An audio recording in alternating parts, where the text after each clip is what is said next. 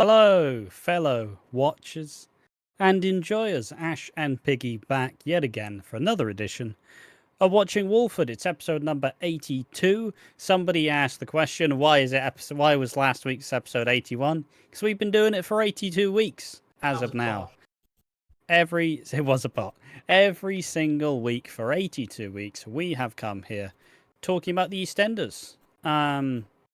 And it does look, if I haven't fucked up the titling, this is week 26 of 2024. Let me just double check it, because that might be wrong. And these episodes are going to cover the 22nd of July all the way to the 25th of July.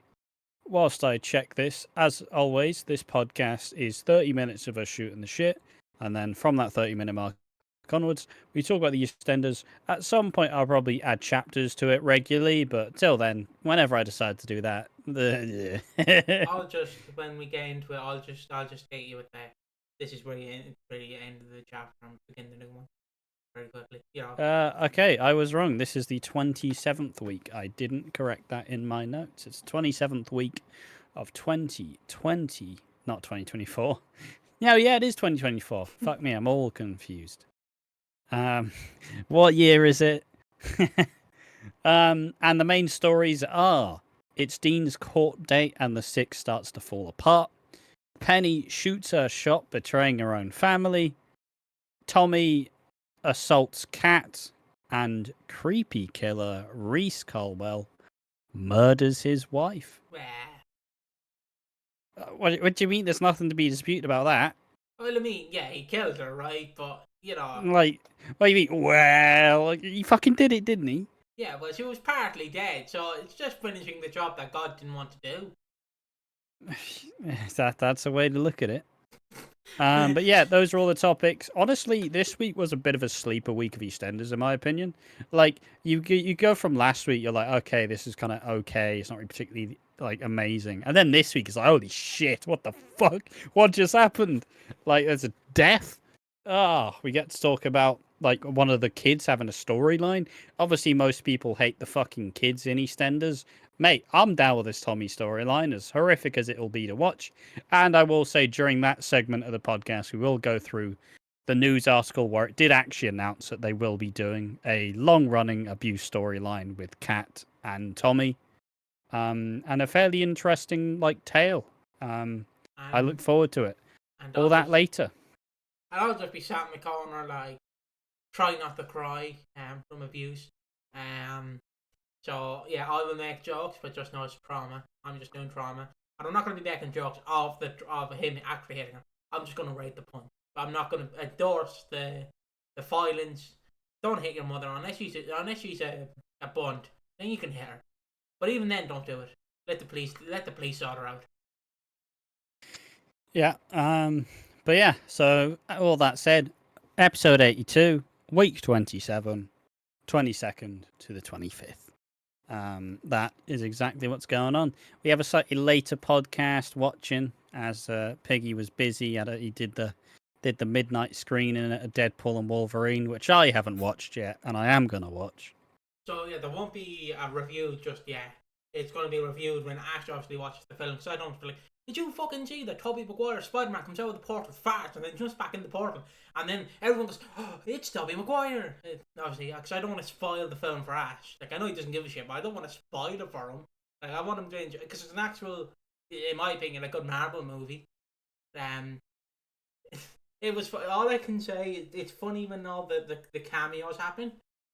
Because usually it's your son and your father. Usually you're the one going to your father and go, that's bloody the Punisher, you know, that's the new Punisher, bloody hell.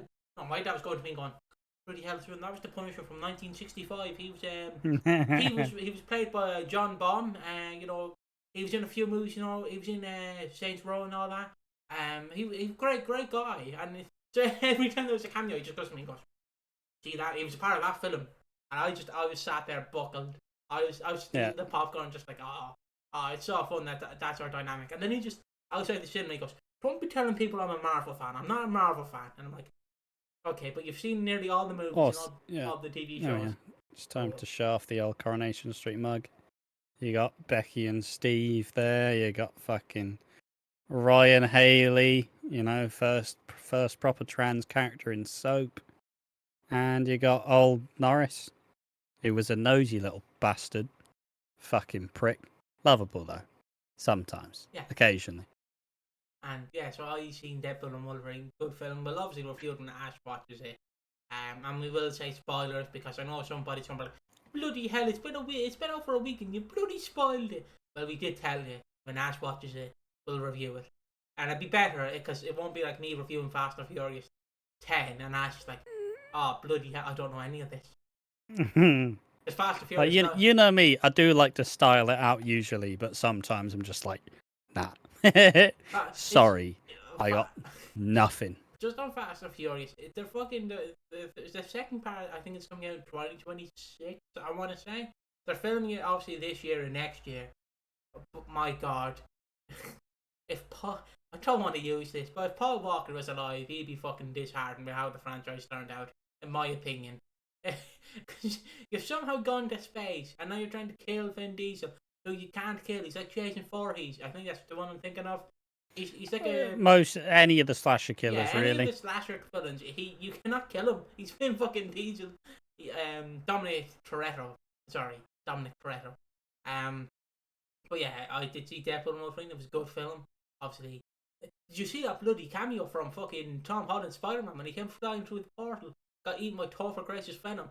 Obviously, that's not true. Topher Grace's Venom will never be brought back. He was so shit. He's never been brought back. He's never. Is Topher Grace the one who played him in Spider-Man 3? Yeah, he's the skinny Venom. He's the Venom. And I jokingly went and rose this stream. One of our friends on this channel, I jokingly went in their stream and went, it's weird how Topher Grace's Venom literally prayed to kill Spider-Man. He prayed to God to kill him. Obviously broke his camera and got him fired from the Daily Bugle. And then he went, actually, he also did in quotations steal his girlfriend. I'm like, yeah. So he stole his girlfriend, broke his camera, and stole his job, and he wanted to kill him. Oh, I love it. If you ever want us to review the fucking Spider-Man 3 movie, I'll do it. I don't care. It's so shit, but it's so... I don't know if it's aged well. I won't know till I see it next month. It has not aged well. I won't know till I see it in the cinema next month. But then again, true. I say that. I also just generally, I enjoy all the Spider-Man movies, so... Although, leave me alone, fucking Tony Stark, fuck off. Get out of my Spider-Man movie where he's got these fancy suits. Fuck off, dickheads. At least with the new Spider-Man, it'll be ground level. I believe they're going to bring him back to like basics.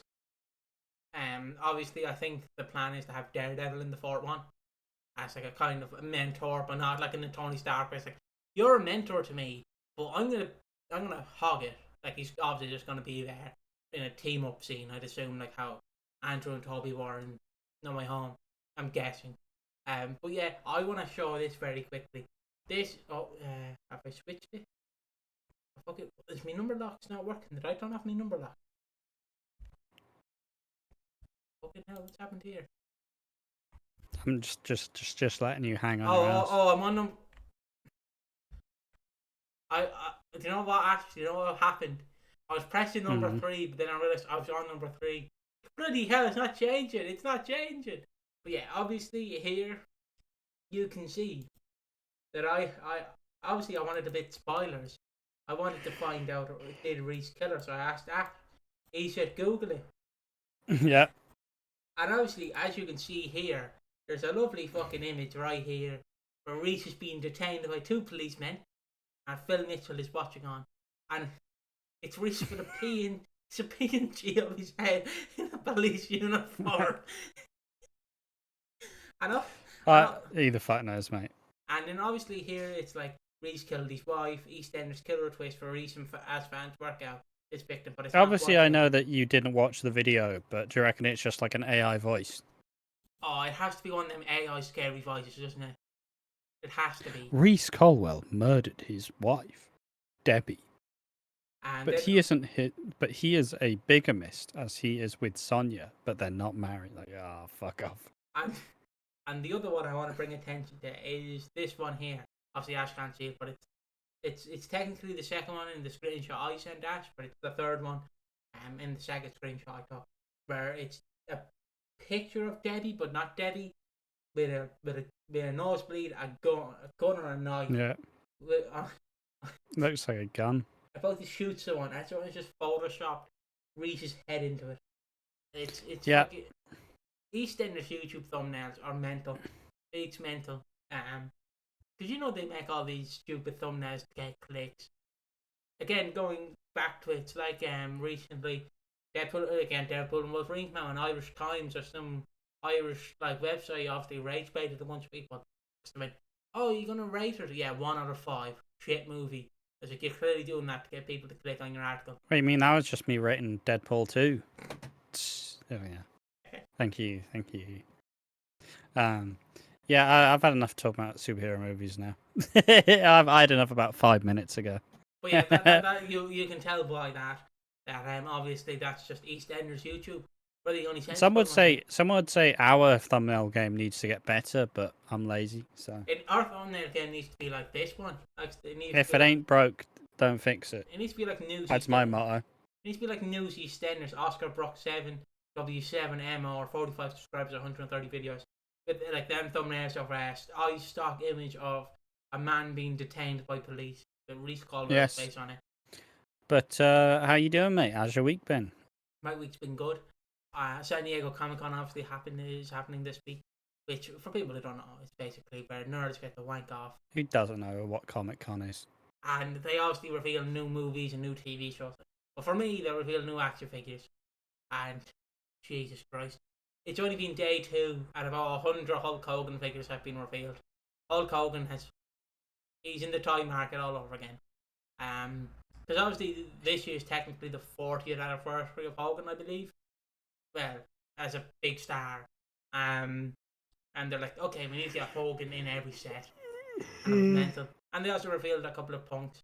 So that's been pretty good. That's why CM Punk. Yeah, CM Punk. One more match. In case people don't know. Yeah. It's like, people understand Hulk Hogan probably don't know just Punk. Yep. Piggy explains the simple things and then misses out the not so simple things. But it's like, well, see, World War II, and it's like, oh, you fucking, why does he explain World War II? Yeah, so Gary Splicer, what, who? Yeah, he was it's who? Yeah. How you doing? Carry on. I'm doing good. Yeah, I like doing that where I explain the simple thing, but not the bit that needs explaining. Like the issue on the trans people. Don't go into the issue. But that person. I don't enjoy it. Yeah. Obviously, you've been looking at drama recently. Someone did a fucking Epstein's list for this. I'm not going to mention the artist because I completely forgot the artist. But one YouTuber really liked this artist. I'm not going to mention names. And basically, some people went through digging. But actually, all these YouTubers used to look up to this drawer who used to draw CP. Not explaining what CP is. And basically, yeah. And a bunch of them went, you do know these 2 YouTubers actually were not involved with this. They fell out with them after Newground. And the guy was like, fuck off. I'm not providing evidence. Not me just slowly realising you fucking dropped Epstein in a fucking video about EastEnders. Fucking hell. What do you want me to say about that? I got nothing. And just at least, what do you want? Yeah, that's it. I'm just being good. I'm high on Sidona. I'm like a 5-year-old in a sweet shop. I've drank out of my 10-foot cup. I'm so happy right now. There's glee on my face. Also, you say Sidona, you make it sound like a fucking drug. It's just like fizzy orange, isn't it?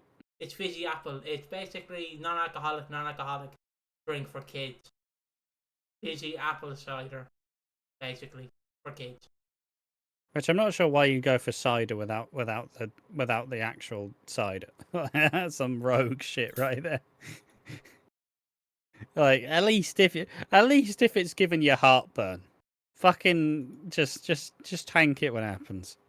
I've got an El Desperado in the fridge.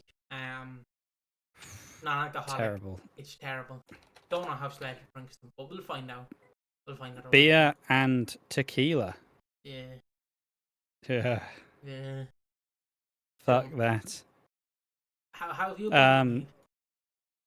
Yeah, I've been doing alright. Not really much going on. I think it's now officially been a month where I've been going on walks each day, which is kind of wild. I'd like to say I've lost a bunch of weight. I'm still the same. I'm still the same. It's not like you did that thing where it's like, let's bloody see if I've lost anything. I've lost bloody 6 pounds, and I fucking looked again like a couple of days, and it's back, and I'm like, what? Where's that happened? How's that happened? Nah, just usual, really. I mean, if anybody's been watching the videos coming out, we've obviously we've slowly just incorporated ourselves into another little, like, online group of friends. We have been just getting to know a bunch of different people, probably going to be hanging out in those sort of circles for a while. I've been streaming a lot more. I've been hit with that speed running bug, where it's like, oh, bloody hell, I nearly got a personal best. I can get it. I can do it. I believe. And then it doesn't happen. Then you get sad. So yeah, just been streaming a bunch and have been pretty active with having a new set of friendos, really. Yeah, and we brought it up on this week's Who's Done It. This week being next week's Who Done It for you guys. Yeah. But yeah, we obviously, Louis Copeland, one of our friends, did a stream. And you're thinking a stream... Wait, hold on. Did I ever title that Who Done It? I don't think you did. I think I forgot to tell you that I uploaded it. You never told me, so I forgot that it existed. Yeah, I never told you. I went, oh yeah, he's probably known as uploader, right? No. Classic Piggy. Yeah. Because I'm just going to blame Ash because I'm like, you should check the channel, mate. Have I not done enough? Who does the editing? Who does the editing? When you walk the mile in my shoes, you know how I feel. But yeah, so keep going. But as we mentioned, Louis Copeland, when you do a speed run, you attended to speed run the game, and obviously the game he was speed running was Dead Rising 1, and basically you go around and you're supposed to kill all the zombies. You're supposed to. It's like the traditional zombie movie where you're set in like a mall and you're in a zombie apocalypse in a fucking like shopping mall where there's all a bunch of different shit to like kill zombies with. Great time, fantastic set of games. Well, some of them. And the first one is basically there is a mod that allows you to skip time, so you just do all the main mission. It's about 28 minutes, but if you just are doing the main missions with the timer, it's 5 hours and like and a half. So we just spent 4 hours watching Naked Attraction. It's basically dating in reverse, where you go on the show, you see six. For me, he's been reading the Wikipedia. He's been reading the sales pitch. Naked Attraction. It's like dating in reverse. So yeah, all right. Well, basically, they're gonna have their fucking cock out. So, sorry. Yeah. Oh. And basically, yeah, 6 people go on it. Depending on your type, it might be like 3 men, 3 women. Depending on your type, it might be 6 men, 6 women. You know. Yeah, but it's just dating show. Hey, you see them naked. Do you see an instant attraction? And then usually they go on a date, and it's just not a good way to meet people because you're not meeting them. Like you're not meeting them because of fucking. You're just seeing their cock, or you're just seeing their fanny. Like it's all it is. Banging show though. It's great fun. It's great to watch with a group of people. It's been brought back 4 times for my knowledge, and it's just because you know it won't work in any part of the world, but the UK and Ireland. Yeah. You just know because you imagine pitching this for an American. So they show the blobby. Oh, what the Mr. Blobby? No. Or cock. No, we can't have that. The FCC will be unhappy. We can't have that. So yeah, it's a fucking wild show. It was one of the segments where the guy just had a pierced penis. The old Prince Albert. Yeah. There was I asked Louis a real question on his stream the other day. Look, what was the question? Oh fuck, I forgot the question. I forgot the question. Fucking hell. He set up everything. I don't know. I don't actually know, actually. Yeah, I forgot the fucking question. He shit his pants. It was something like, would you rather get your penis tattooed, or would you rather like go on this show or some shit? Would you like to get your penis tattooed? What, you asking me that? Yeah. Would you like to get your penis tattooed? Nah, I'm alright. You don't want to get a lovely penis tattoo? I mean, what would I do with a penis tattoo? Go around showing people you have a penis tattoo? I'm not a fucking sexual predator. That's a crime. Go around showing That's people. a felony. Go around showing people your blabby, going, look at that. Look at that. I'm hard. You were brave. Look at that. But yeah, just for reference, obviously this sort of group of people is it's kind of like a little Twitch kind of thing going on. Really, that's where you find most of these people. And obviously, Piggy started a YouTube channel with them called Pub Crawlers, 69. where the person who's editing is not at the time, so I'm never allowed to get on the show. I'm never allowed because they're never recording any content. But yeah, it's kind of wild. It's a wild little thing. It's me. I'm a bit like a hermit, if you can't tell. I'm a big fan of my own company, and usually I spend most of my time avoiding people. So it's been a kind of wild reality where I'm actually just kind of applying myself in a group scenario. Yeah, it's been fun. It's been fun having Ash in these calls. We also play Fortnite with them, and I got 4 wins. I did nothing. With 1 kill. 1 kill. 1 kill out of the 4 games. 3 wins and 1 kill between. Just 1 kill from me in 1 game. Yeah, I was bussing me. I was fucking shit up. I like to believe I'm somewhat decent at playing games. And then obviously Sid is one of the people in it. Obviously he's more of Ash's friend. And I've only recently got back in contact with him. And obviously I make the joke to him every time where I'm like, Sid, I fucking carried you, Sid. You're fucking shit, Sid. You're fucking shit. I carried you in every game I'm in. Obviously the joke being, I'm shit. And I need to be carried. But I don't do it to wind him up. I just do it to like yeah. And you shit. It's like to just joke about yourself, yeah. Yeah. It's like when a bully picks on you for being gay, and then they're secretly gay. It's like, I fucking hate you for tight fucking tight I fucking hate you. I bet you taste such delicious, juicy dicks. Gay. Just like batting himself, like spraying them like a water spray, like to back to reality. Oh, there goes gravity. But yeah, if you want to go see whatever we're doing, there are some links, I suppose. I'll say them all. Twitch.tv/the Louis Copeland. Figure it out.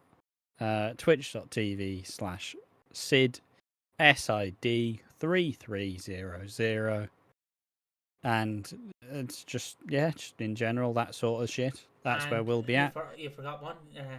And twitch.tv/in like a rose. I believe that's is it in like a rose or in like the rose? Like in like a rose or the rose. One of the two. In like fucking streamer mode's on. Never mind. Who the fuck knows? Who remembers anyway? But yeah, and obviously twitch.tv/AquaDreams, which is my channel, and I've actually been streaming on the daily, pretty much. So if you decide that you're watching this and you suddenly want more time with me, go over to twitch.tv/AquaDreams. It's in like the rose. That's their Twitch name. But Ash was right. Go ahead, go gloat yourself the talent. Exactly. Have anything else to shout out? And I suppose obviously we just started a new project on One More Match, where we're reviewing one of my favourite little shitty parts in wrestling called it's the birth of NXT, which is it hasn't happened yet. It hasn't. By the time it comes out, it'll be a month's time. Because we like to bulk record that shit. But yeah, I think there's a lot of good stuff going on. I think we've been killing it lately, even if we've kind of been slightly distracted. But we're still getting all the shit done. So who the fuck cares? obviously, yeah, we started the Nexus podcast, NXT US podcast, where basically it's where 6 rookies basically. Well, one of them's not really a rookie. He was a former, he was like a champion all around the world in wrestling. But 6 rookies or 7, 6 or 7, and they basically went into this competition in NXT. It was originally supposed to be like you win matches, you get points, and you advance as a wrestler in. And then if you get enough points and you don't get eliminated, you might get a contract. They changed it to then you might get a title match. And obviously then obviously the man behind it, Vince McMahon, obviously woke up in a dream one night, dreamt about it'd be funny if it was a game show. He was watching The Price is Right or some shit, and then he just turned to his wife and making a game show, and he made it into a game show. And basically, the winner, Wade Barrett, of the first season, got all these rookies together. They invaded Raw. They beat the shit out of everyone. Daniel Bryan / Bryan Danielson got fired because he choked Justin Roberts out with his tie. Ironic, because we're talking about Reiss smothering Debbie Colwell. Ironic. And Mattel basically went, "Can you fire Daniel Bryan, please? We can't have that on our PG show." That's how Daniel Bryan got fired. That's basically the entire arc. Is we're going to be reviewing the ups, the downs, and the sad, depressing downfall of the Nexus. It's like going up on a roller coaster where you can only go up so high, but then you immediately crash land to the ground. That's how I can describe. Pretty much. You go up very high, and then it's like, oh, we're going down slowly. Done. That's it. But yeah, it was we've been fairly busy. I describe this month as the calm before the storm. As next month it's a bit more hectic. Next month I'm cat sitting for my sister. About the second week in, there was a fucking freelance commentary gig that someone inquired about. So maybe I'm like fucking doing some like commentary 3 days a week next month for the next 2 months, pretty much. We obviously have the London trip, which I'm not particularly worried about at this point. I'll be anxious at the time, but it is the calm before the storm. It's the only month I actually have shit planned for, really. So it will be interesting to see you next month. I'm excited. I'm excited when Ash's favourite wrestler. This is a joke, by the way, for people. Ash's favourite wrestler, Chris Jericho, comes out and starts singing with Judas with Fozzy, and I just see Ash slowly sat on my hands, slowly looking for a shotgun, not to kill anyone but himself. Just like, oh Jesus God. In Minecraft, obviously, he's not actually going to do that. Are you, Ash? Are you? Is that your plan for Wembley? That would be telly.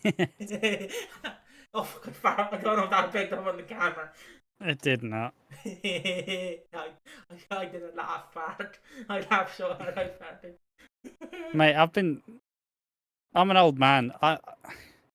Sneeze farts are all too common. This might be too much information. It's not. But obviously, I didn't realise I had hay fever till like the last year or two. And it only really kicked in the last year or two. But obviously, I sneeze like a motherfucker. So the amount of times that I would sneeze and just fart, and I'm like, oh, I've never felt more vulnerable. Do you, when you get up, so you get out of your chair, do you definitely go like that? No, because I'm not that much of an old man. All right, so it's only me. Yeah, but you're speed running your way through life with your fucking lifestyle. Fucking look, diabetes on the way. My nanny has diabetes. Mm-hmm. So I could be an undiagnosed autistic diabetes dyslexia motherfucker. But the dyspraxia and dyslexia were diagnosed. Yeah. But I'm adding to the inventory. I'm like collecting all the inventory. Exactly. Which you're finding your way to be a minority. and then there's obviously going to be one guy going, "You're making all this stuff up because of the woke brigade." And I'm like, oh. Well, it seems like everybody's got autism now. It's like, well, maybe there's just been more research done. You daft bastard. Before we end it, and we go in, I know we're at 30 minutes. Just give me 1 second, Ash, please. Before we go into it, I just want to read out a lovely comment I'm not going to shout out the name because I don't know if this is a bot or not. But it says, Reiss is quite foul. Sit down, by the way. This is going to get interesting. Because he likes to come over as the gouge wimp. I thought it said gimp, and I was so confused. The gouge? Gauche. Gosh? Gouge? Probably. Killing his wife to get her money is something even Phil wouldn't do. I hope they catch. That's what he says. Look at. They catch him because I can't stand the character, and he is dragging the show down even more. In fact, most of the characters have been dragging the show down since December, and that ridiculous 6 storyline. Right, I don't want to compare the two because this is like when your grand starts doing NBA fucking draft teams for your dream serial killer football team. But Reiss has only murdered his wife. He did not cover up the murder. Yes, he's going to cover up in recent weeks. But there's not 600 What do you people mean? involved. He's literally ducking and diving to try and avoid any detection. Yeah, but you tickle him, he's going to come. You know? Yeah, but like, I don't know. It sounds like you're like, yeah, gotcha, bitch, and it's like it's not really a gotcha, is it?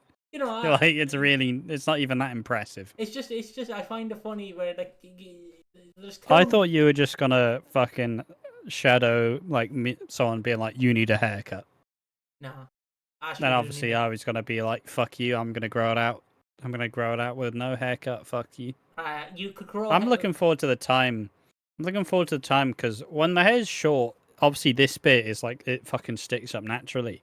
But when it is so short, it all just sticks up. So I'm gonna have like a mad quiff on me. All the hair's just gonna stick on up. Obviously, I'm going for the fucking emo phase. Like I said, I joke about it, but you do notice that ever since you cut your hair, you upgraded your camera, you've gotten like you've gotten no bad comments. Yeah, because the comment I used to get is, "You look like you shut up a school." Fair enough. That could happen. Fair enough. Could have happened. That could happen. Hypothetically speaking. And you're not autistic nonce. No, maybe a nonce, but I'm not autistic. I'll have you know. That's staying. That's a joke. Calm down, guys. Clip it out of context. I'm just speed running the PR. Oh, it's cut out. Thankfully, it's cut out, so you can't see the PR. Cheers, serious joke. Sorry, the PR statement was cut out because of lagging. Exactly. I am obviously joking. I may be autistic, but I'm not a nonce. There you go. So now, obviously, the other comments we get is obviously, you guys are clowns. You guys are meatheads. But everyone should subscribe to your channel. Can I get a woohoo? Yeah, it does feel like we have been comment botted, haven't we? Can you please? Like out of nowhere, it's like, well, this one is an interesting one, but it's also a wild one. I don't really know what to say, but I'll say this, and it's like, you guys are all bots, right? There's no way you are real people. One more time on the Walter. One more time. Come on, baby. Get on the Walter. Scream if you want a foot massage. Scream if you want to get loud. Ladies in the back, I hear you want to get loose. Show me that moose. The moose knuckle. Buckle in my belt's untied. The shade's black. Stop shouting into the microphone. Ladies, one more time for the ladies. All right. Let's talk about the EastEnders. I need to frame myself up. I'm slouching. This is where the new chapter begins. 34 minutes and 20 seconds. There you go. I'm not taking note of that. I'll just look for when I'm the main focus on the camera. Easy. There you go. You're the main focus now, baby. All right. So it's Dean's court case, and the six react. Bernie wants to go to the court case and asks Jack if he's going, but she's outraged at him, saying he won't be there. Bernie asks Linda about the details of Dean's case, and Linda struggles to handle it and goes straight to the vodka.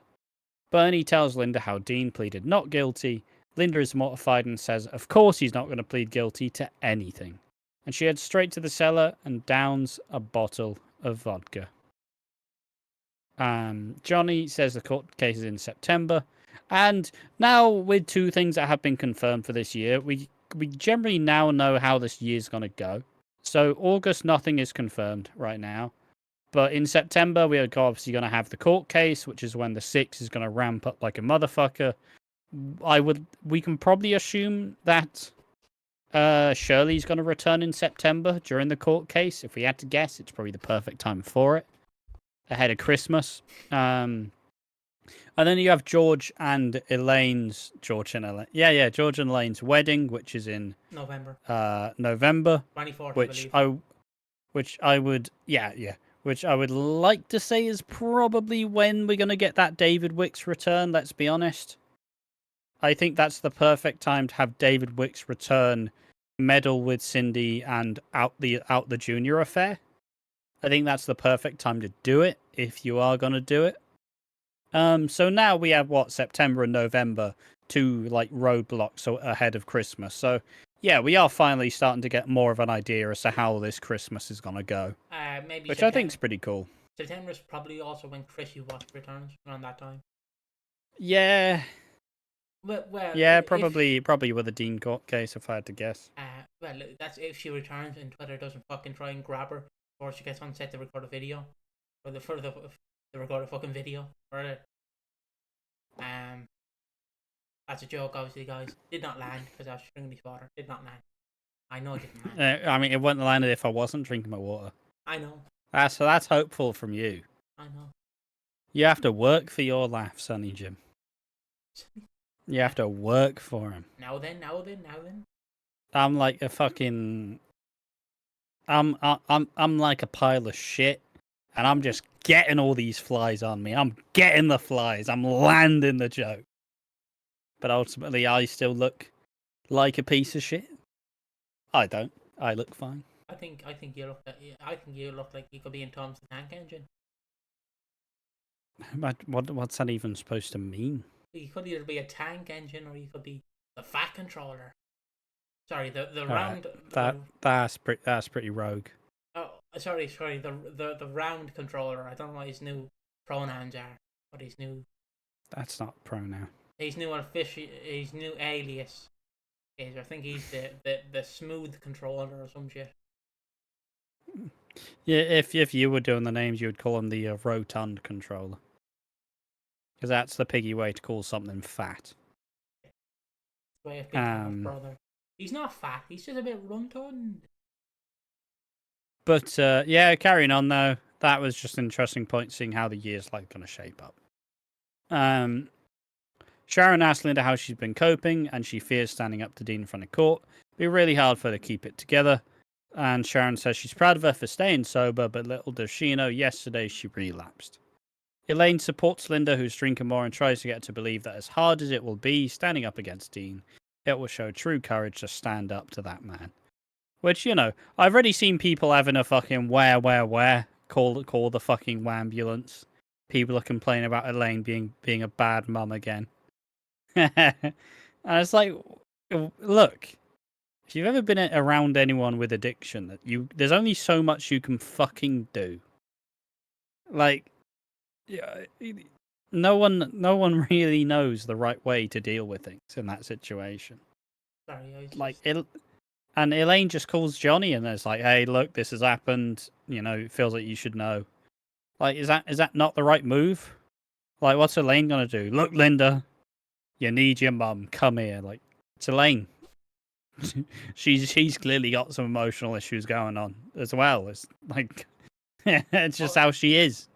What would you do if playing on the radio was the Simple Plan song? I'm addicted to you. What would you do? I'd start out. Yeah. Bit of a deep cut, that one. It's a classic Watching Walford song. But yeah. Elaine makes sure that Johnny knows that Linda's relapsed. We then see her fucking absurdly drunk in the cellar. And Johnny bans her from a birthday party. Don't know whose birthday party it was. Oh, what? Why? What? Wait, so you're telling me Linda can go to Lexi's birthday party, but Phil can't? I believe it's Lexi's. You might have to Google when Lexi was born. I think it was the 20th. It was the 20th. I mean, it's the only birthday this week. I would argue. So. Phil can't go because Lexi's upset because basically when Phil and Tommy Tommy. I obviously know. Yeah. I understand. You don't need to explain it to me. But yeah, Phil's banned, but Linda can go fucking bullshit. Poor Phil. He's been left out in the cold. No one wants to build a snowman with him. Exactly. Linda hands over the bottle to Johnny and cries in his arms.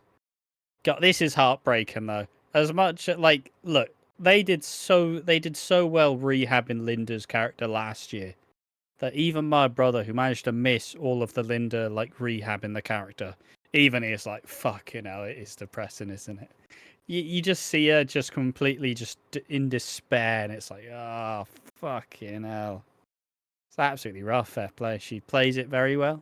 An absolute gem is our Linda. Shout out to you.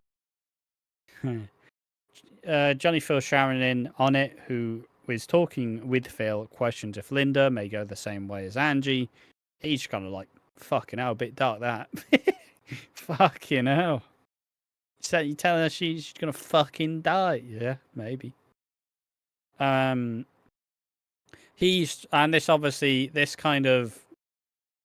coincides with the Reiss stuff, so I'll probably just get to it at another point. It's essentially the TLDR of this section before we get into the big Reiss stuff, which is the main topic. Is that Reiss is still trying to con Sharon and now Phil out of money. And Phil is like, yeah, don't fucking sign it. Let me see it first. And the last of this section is Phil offers Callum, Lexi, and Kathy the chance to jet off to America to see Ben on him. Which I'd still say, Callum was like, oh, it's not going to fucking save any. It's a bit short notice, Phil. So you're going to America for free, motherfucker. Be grateful.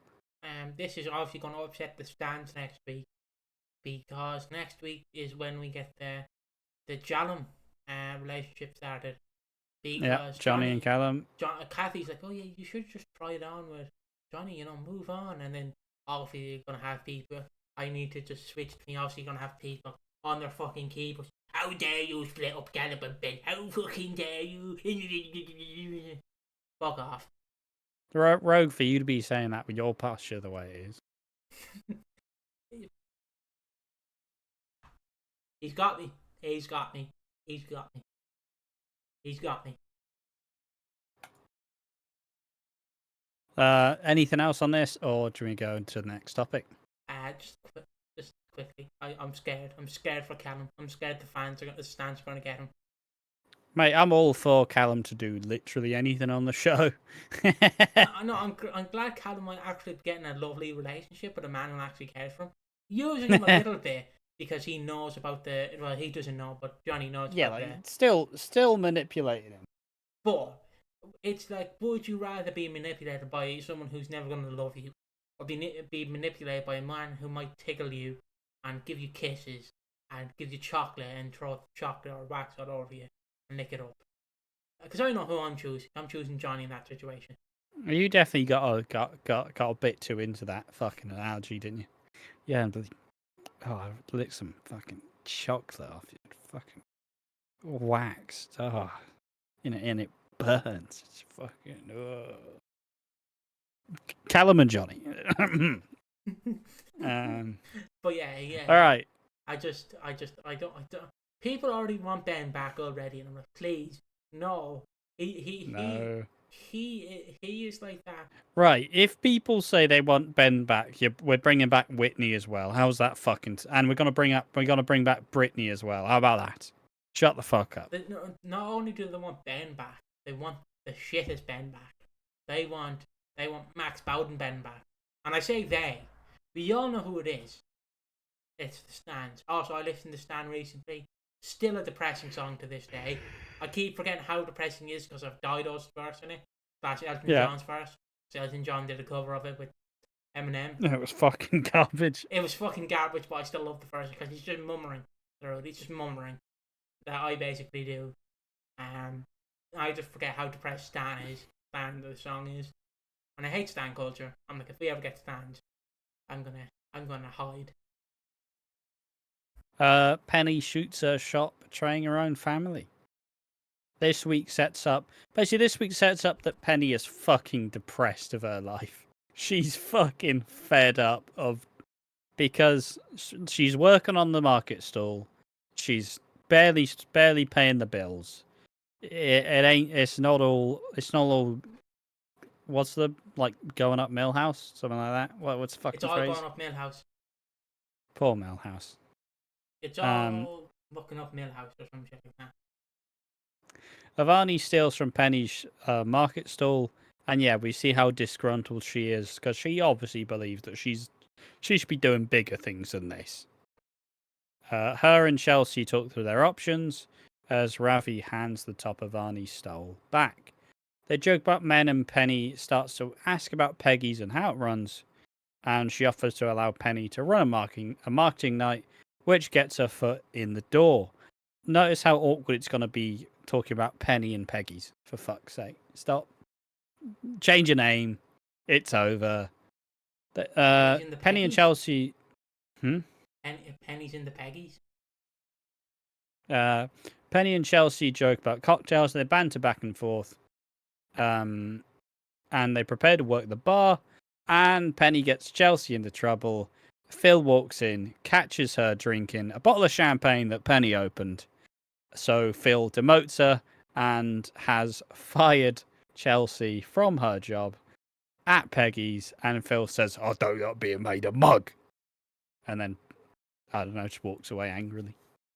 And then obviously what you expect, because you know they are stepsisters, they're technically family. You expect that Penny's gonna go, yeah, you know what? It was me. It was my fault that I opened the bottle of booze. Penny goes straight to Phil and goes, "Yeah, I think she was fucking shit at her job anyways. Not even half as good as I am. The fucking cow. I'd fire her too, and you know I wouldn't let anything stop me. Also, I'm unemployed and I want the job." Like fucking absolute snake behavior, and I absolutely adore it. I love this. I love Penny. She's fantastic. I do love how like I do love how Penny is like being brought in here, because you know that's gonna just switch to the two of us. I just know that's gonna upset some fans. Because fans are like, "No, Penny fucking used them. I bring it back. I'll bring it back." So obviously you're gonna get Penn fans, and you're probably gonna get some ableist comments, you know, because when there's fire, when there's smoke, there's fire. Let's be honest. I've seen a lot of anger towards Penny, but that's mostly just because they don't like her anyways, and this is her getting more attention. Yeah, I love Penny. I personally, I love Penny. I think it's kind of stupid. I don't understand why. I don't know. I just once again, I feel like the internet just has a problem with women. Yeah, but she talks about sleeping around. Like, yeah, blokes do it too, motherfucker. Everybody wants to get their hole. What's wrong with it? It's obviously as well when it's a minority group, because it's minority. Obviously, she's disabled. Her legs got run over, I believe. Obviously, like since she's in a wheelchair, you're obviously, and she's actually in a wheelchair in real life. It's not like the fucking sticking her in a wheelchair going, roll it. Yeah, like she is actually in a wheelchair. Yeah, she's obviously going to get more. Yeah, I've seen all the regular like, it's a bloody nepotism baby. It's like, she can act. Like, just because you don't like the way she fucking portrays the character doesn't mean she can't act. I've seen this a lot lately, and I complained about it last week as well, so I'll try to keep it to a fairly fine point. Just because people fucking act, I feel like everybody wants people to be in their like fucking cookie cutter, here's how you act. So obviously when Bobby's doing it and he's awkward, it's fucking bad acting because it's bad delivery. But obviously it's without the fucking, it's without knowing that Bobby is supposed to be a awkward, anxious, uncomfortable person. Yeah, but his delivery's not good. He just sounds like shit. It's like, well, that's the whole point. He's playing an anxious character. It's like Barney, where I believe it's Barney, correct me if I'm wrong, where the actor is autistic, and then obviously everyone's fucking It's like that scene, is it, out of How It's Always Sunny, where the guys with the big fucking billboard, or with the big fucking chalkboard, and he has all the pictures on it, and he's going, that's why he links to that. The fuck are you doing that? Going, but he's autistic, which means in the show he's autistic. It's like, if a trans character plays a woman, and they're trans, they're not going to say she's a trans woman in the show. They might, but there's not. It's like, obviously if a person in a wheelchair. But yeah, like I'm pretty sure we did a video whilst talking about Barney. I know you're just like, I want to talk about the trans issue. I'm going to talk about the trans issue for 5 minutes. No. What I'm saying is, obviously, if there's someone of a minority who have a slight disability, you can't label them with it. Like, since I suffer with mental health and I hear voices, and I go on a TV show, like EastEnders, for instance, is my character supposed to have voices in his head? Let's put it there. Like, come on. If Ash goes on the TV show and he's autistic, are they going to go, well, you're autistic in real life, aren't you, Ash? Yes. Play autistic, man. It's like, why? I can... Like, obviously, it's one thing you can do, but, like, I think the issue is, like, especially with the Barney thing, where it's like, oh, he's autistic. Oh, he's autistic. Bloody hell, he's autistic, isn't he? It's like, guys, he's not. We haven't seen that on screen. Stop fucking getting ahead of yourselves and just deciding that everything is because this person has autism. But yeah, like, I don't know, but just people complaining is like, you know, they were complaining when Amy told Denzel off, like, oh, fucking bitch, too precious. It's like, grow up. Fucking Brittany, fucking ate that little bitch. Ruined Zach and fucking Whitney's marriage. It's like, yeah, okay. People like to, I don't know, I don't understand. For a group of people who watch soaps, and obviously it's the vocal minority who is complaining, and obviously someone's going to be like, but you guys complain about other people complaining. It's like, oh yeah, that's part and parcel.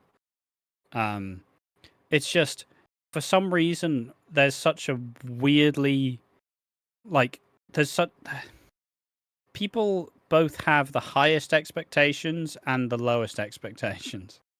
Where it's like, oh wow, that wasn't top tier shit. God, they can't even act properly. It's like, well, are they actually being allowed to act? You know, it's like Anna. It's like Anna last week, where Anna didn't really get to do much in the reaction of her being spiked. A lot of the acting was everybody around Anna. It was her dealing with it in a fairly quiet and like fairly reasonable way. The most acting she got to do, she was able to do, was just her lashing out at Bobby, being like, "Just fucking listen to me." But like, that's probably the only real bit of acting she was given to do. Yeah. It's just it really does annoy me, because obviously we got a comment. I'm not gonna read the full comment, where it's like it's because there's a black cast now. The color of the skin does not matter. That was some dodgy fucking comment. That they got rid of all the it was a comment that pretty much said, well, they got rid of all the talented cast and just replaced them with black actors. Don't watch it anymore. It's like,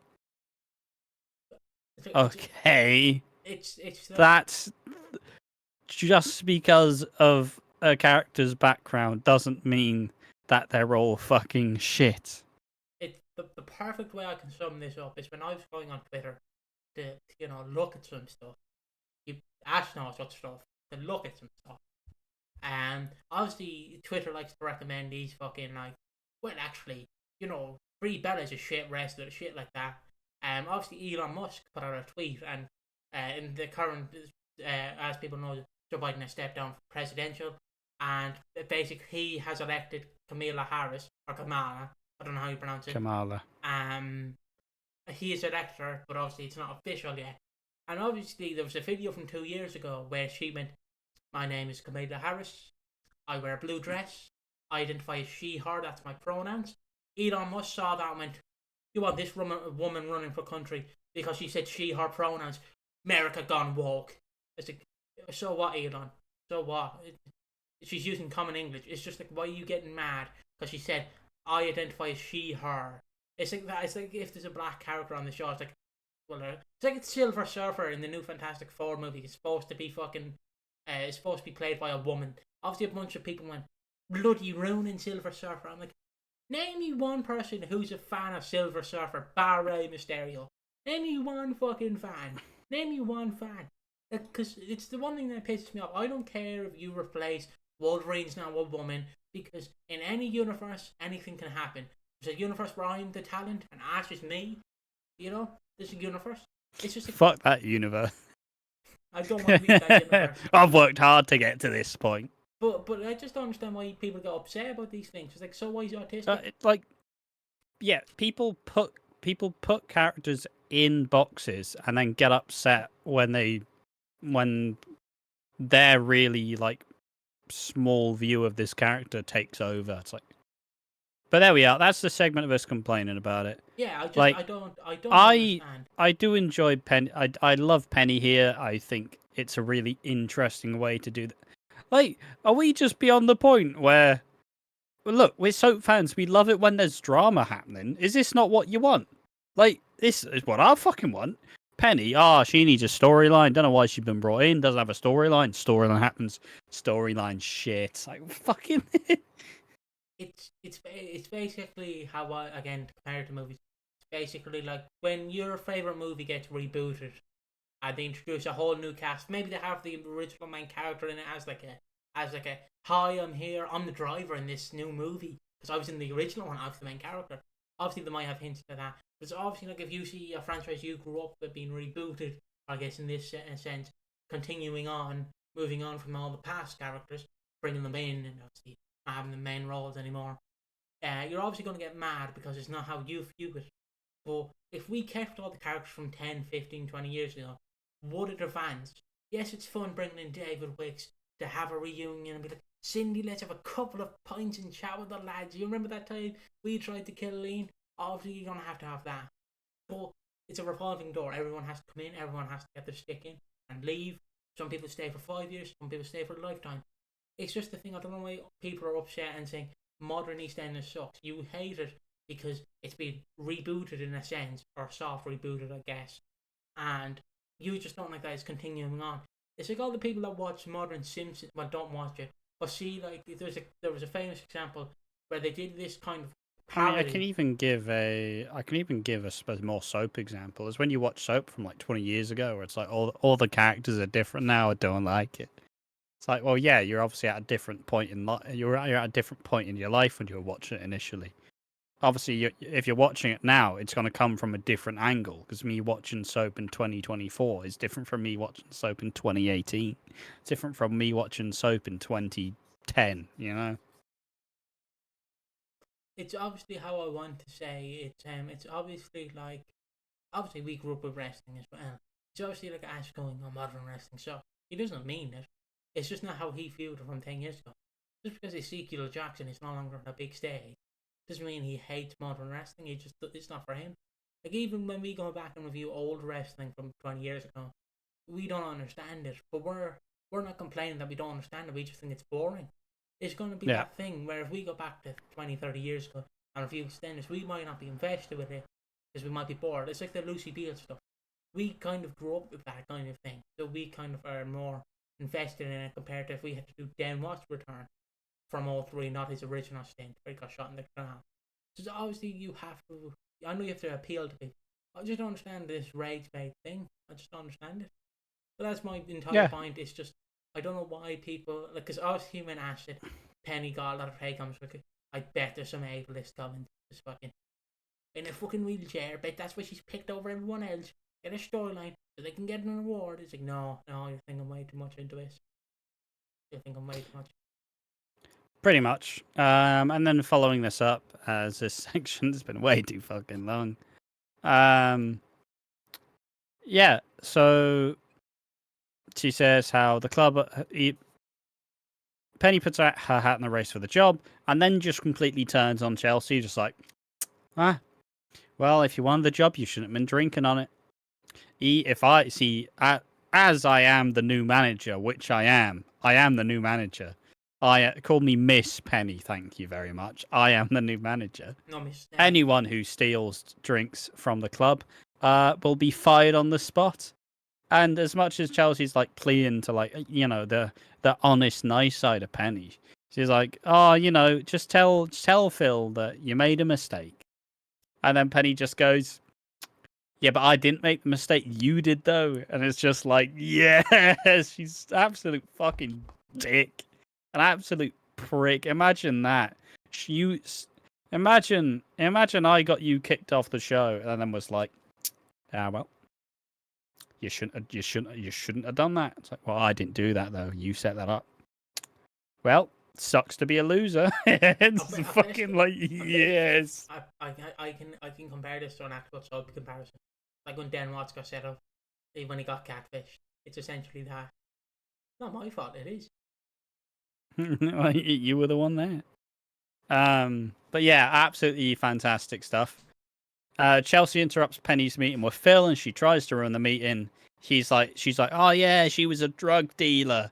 And then Phil says, look, if there's one thing I hate more than drug dealers, it's grasses. Fuck off.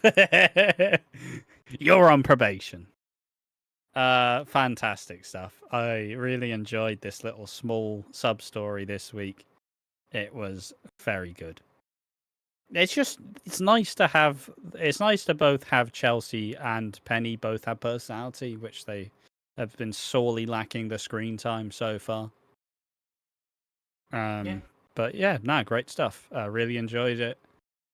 I wonder if this is going to be Chelsea's big storyline, because they did promise a big Chelsea storyline this year, and it's currently July and we're none the wiser. So maybe there is some stuff coming up. But maybe it's just what they told her, so she doesn't want to leave. Yeah. We'll have some storyline for you soon. It's August. Do we have the storyline? We're still writing it. Again, maybe it's fucking like that. Maybe it's like that. A Shirley return. Oh, Shirley's been announced to return. July. Yeah, she'll be back. It's like when your dad leaves slowly knocking off the things on the calendar. Just that's another month gone. It's like when your dad goes to the shop to get milk and you're just like, Dad said he'd be back tomorrow. It's now the 20th of July, 2026. He said he'd be back tomorrow. He will be back tomorrow. And he's just sat around the table by himself with a birthday cake. Like, he'll be back tomorrow, won't he? He'll be back. Never comes back. Someone say I've been doing that for 12 years. It's been found out. No, he died. He's not at the shop. He's dead. But he technically is at the shop if he's up in heaven. You know, he's getting milk. He's probably having a cup of tea with Elvis. You never know. Don't know what he'd be doing with fucking Elvis, but he'd be doing something. Don't think he didn't have much clout in the fucking real life. He's not fucking sharing pints with Elvis. Could you imagine you walk up to heaven, you know, you meet everyone at the pearly gates, and then you see your dad, and you're like, Dad, why are you, Mr. Insert Asher's last name, father's last name? Why are you in an Elvis costume? Oh, me and Elvis were just great pals. We just became pals when I died. We hang out now. We go bowling every Tuesday. But yeah, I suppose with all the jokes aside and all the rants about people complaining about shit that they they cause the problems for themselves. Why do we have an issue with it? Because I don't like it. Great. Fantastic. Now time for the more serious topics. Two of the more larger ones. Obviously being Tommy assaulting Kat.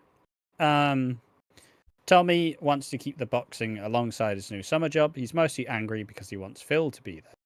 Tommy bunked off school and heads straight to the gym, and he wants to do a summer course at the gym. Phil gives him some extra motivation, saying, look, it's yourself that you have to beat. Phil and Alfie have a bust-up over what Tommy finds himself doing. Alfie decides Tommy's work at the cab office starts the day, and he has to apologise to Yolande. Him and Yolande somewhat settle the differences, while Tommy has big plans about being rich and famous and retiring early, all that shit you say, just because. He overhears Harvey offering to give Maya money and tails him when Harvey brings him back food, and he gets angry asking if he's cheating on Jean. Harvey then calls him out and sets him straight. Also, I can't lie, I think that was I don't think the actress has returned. I don't think they got her in because it's just a woman with her hair hidden. I think Maya will just be mentioned in passing. I think the actress's stint settled up. It's like how I like to imagine. Obviously, we get to her after, which is the main topic. It's like how I like to imagine that Debbie was just changed every time. They had to shoot her because the actress was too expensive to bring back. Yeah. It's like when you want to get that actor back for the sequel, but he's too expensive, so you get his brother Jose, and it's like, okay. Is he as good? No. But he's Jose. Everyone loves him. Yeah. Harvey talks him round and explains the details of his arrangement with Maya and Jean. Tommy then explains that he wishes Phil and Kat would get back together and wonders why she has never forgiven him. Callum explains to Phil how Lexi doesn't want him at a birthday party. Then Tommy tells Phil, if you want all the family back, you need to do it. You need to make sure it happens. If you actually want it, just fucking do it. Us, the family, and Kat. Tommy bunks off his like first proper day at the taxi cabs and goes straight to see Phil. He reckons Kat doesn't want anything to do with him, but Tommy keeps asking and saying like, oh, she was so much happier with you. Like, if it's so miserable, why don't you actually go for it? Meanwhile, I don't know why this is in this section. I probably just typed it in the wrong fucking bit. Kim decides that another salon's open, she needs promotion. Like when Harry dressed up as a mascot, Reiss accepts the offer, and Reiss is now prancing around in a fucking fox costume. No wonder he went to murder straight after this. That's what set him over the edge. Yeah, exactly. That's what set him over the edge. That was his trigger moment. Phil, I fucking put lost. Kat heads straight to Phil's, and Kat rebuffs Phil's advances. He says he's useless he says he's useless without her, and then Kat completely laughs at any of Phil's attempts to actually like reconcile their differences. The one thing that buckles me is Kat's cheated on pretty much everyone, but the second that someone cheats on her, nah, never happening again. Nah, fuck you. Some very funny double standards, which I don't like. Fine, that's fine by me, but also just an observation. Just to switch to the two of us now, so you can get both perspectives.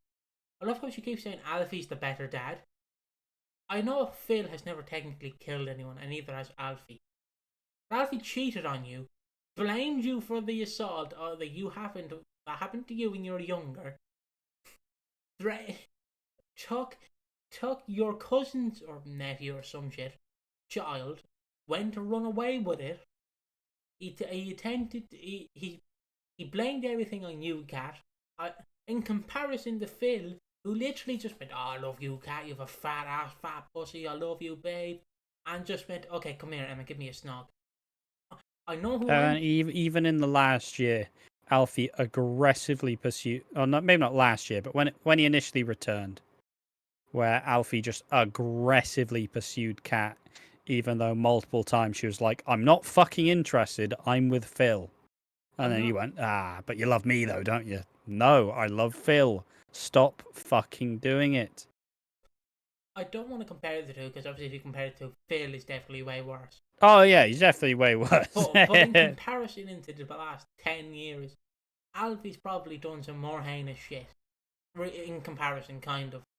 I know Phil wanted Keanu killed, but let's be honest. Who doesn't? Yeah, I mean, it was just a matter of time. The stands. They should have stopped him in the arm, not the heart.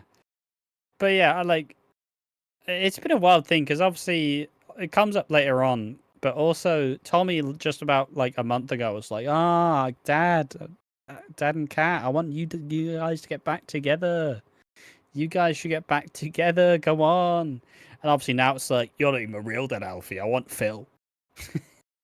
Which is a funny like duality of teenagers. I'd love if like, because I wish Alfie turned into a child or like a grumpy parent afterwards and just went, fine, you want to live with Phil, live with him, here's your suitcase. He just cries. Fine, I'm not your real dad, but I'll never be as cool as Phil, will I? I don't have the girls or anything. But yeah, this causes a big explosive scene where Kat demeans Phil and Kat's fuming at Tommy for spreading lies. Kat reminds Phil how he broke her heart, and Phil concedes, and Tommy reluctantly goes back home. But he is exceptionally angry at Kat and thinks she's causing all of his problems. He wants to live with Phil, but Kat sends him back home. And then this obviously setting up the fairly big scene where Tommy screams at Kat. He says he hates her. She calls Phil a bad dad and how nasty it is. She says Phil doesn't care about you, which results in Tommy just having a bit of a wind up and just punches her right in the gut.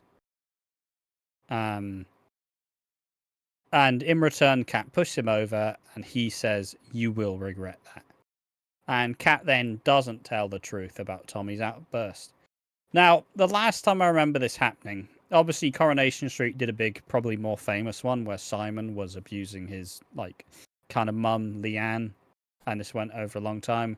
Hollyoaks did it with Mizpah and Imran, where she was being attacked by her own son.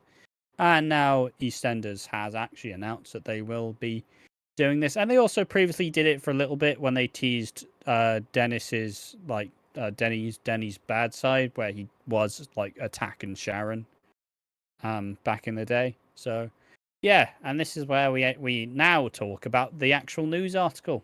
It's just going to be you, brother. I'm going to sit here and cry. Well, you can at least pull it up on the old Reddit. Oh, you want me to pull it off? Oh shit!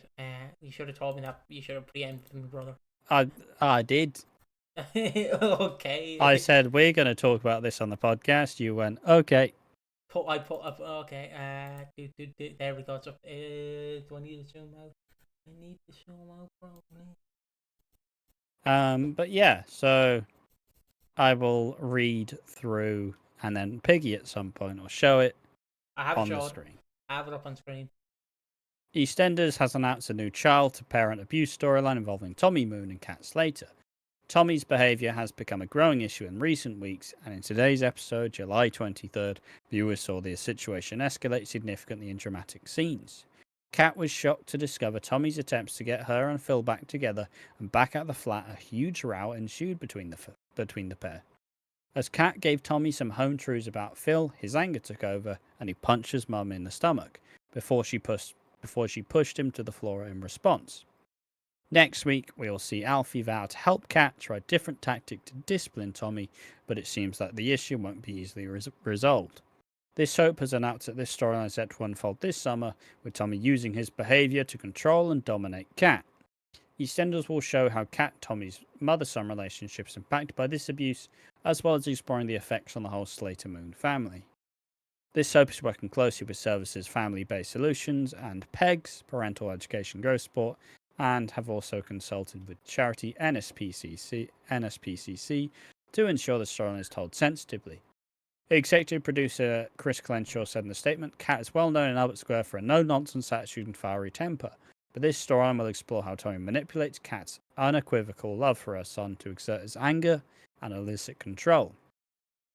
Jesse Wallace and Sonny Kendall being Tommy, performances have thoughtfully portrayed the complex realities of kid-to-parent abuse with compassion and understanding, and this storyline will demonstrate how Tommy's behaviour affects their relationship and the wider Slater Moon family as a whole. And then Michelle John, director at PEG, said, this storyline is a critical turning point for those experiencing child-parent abuse.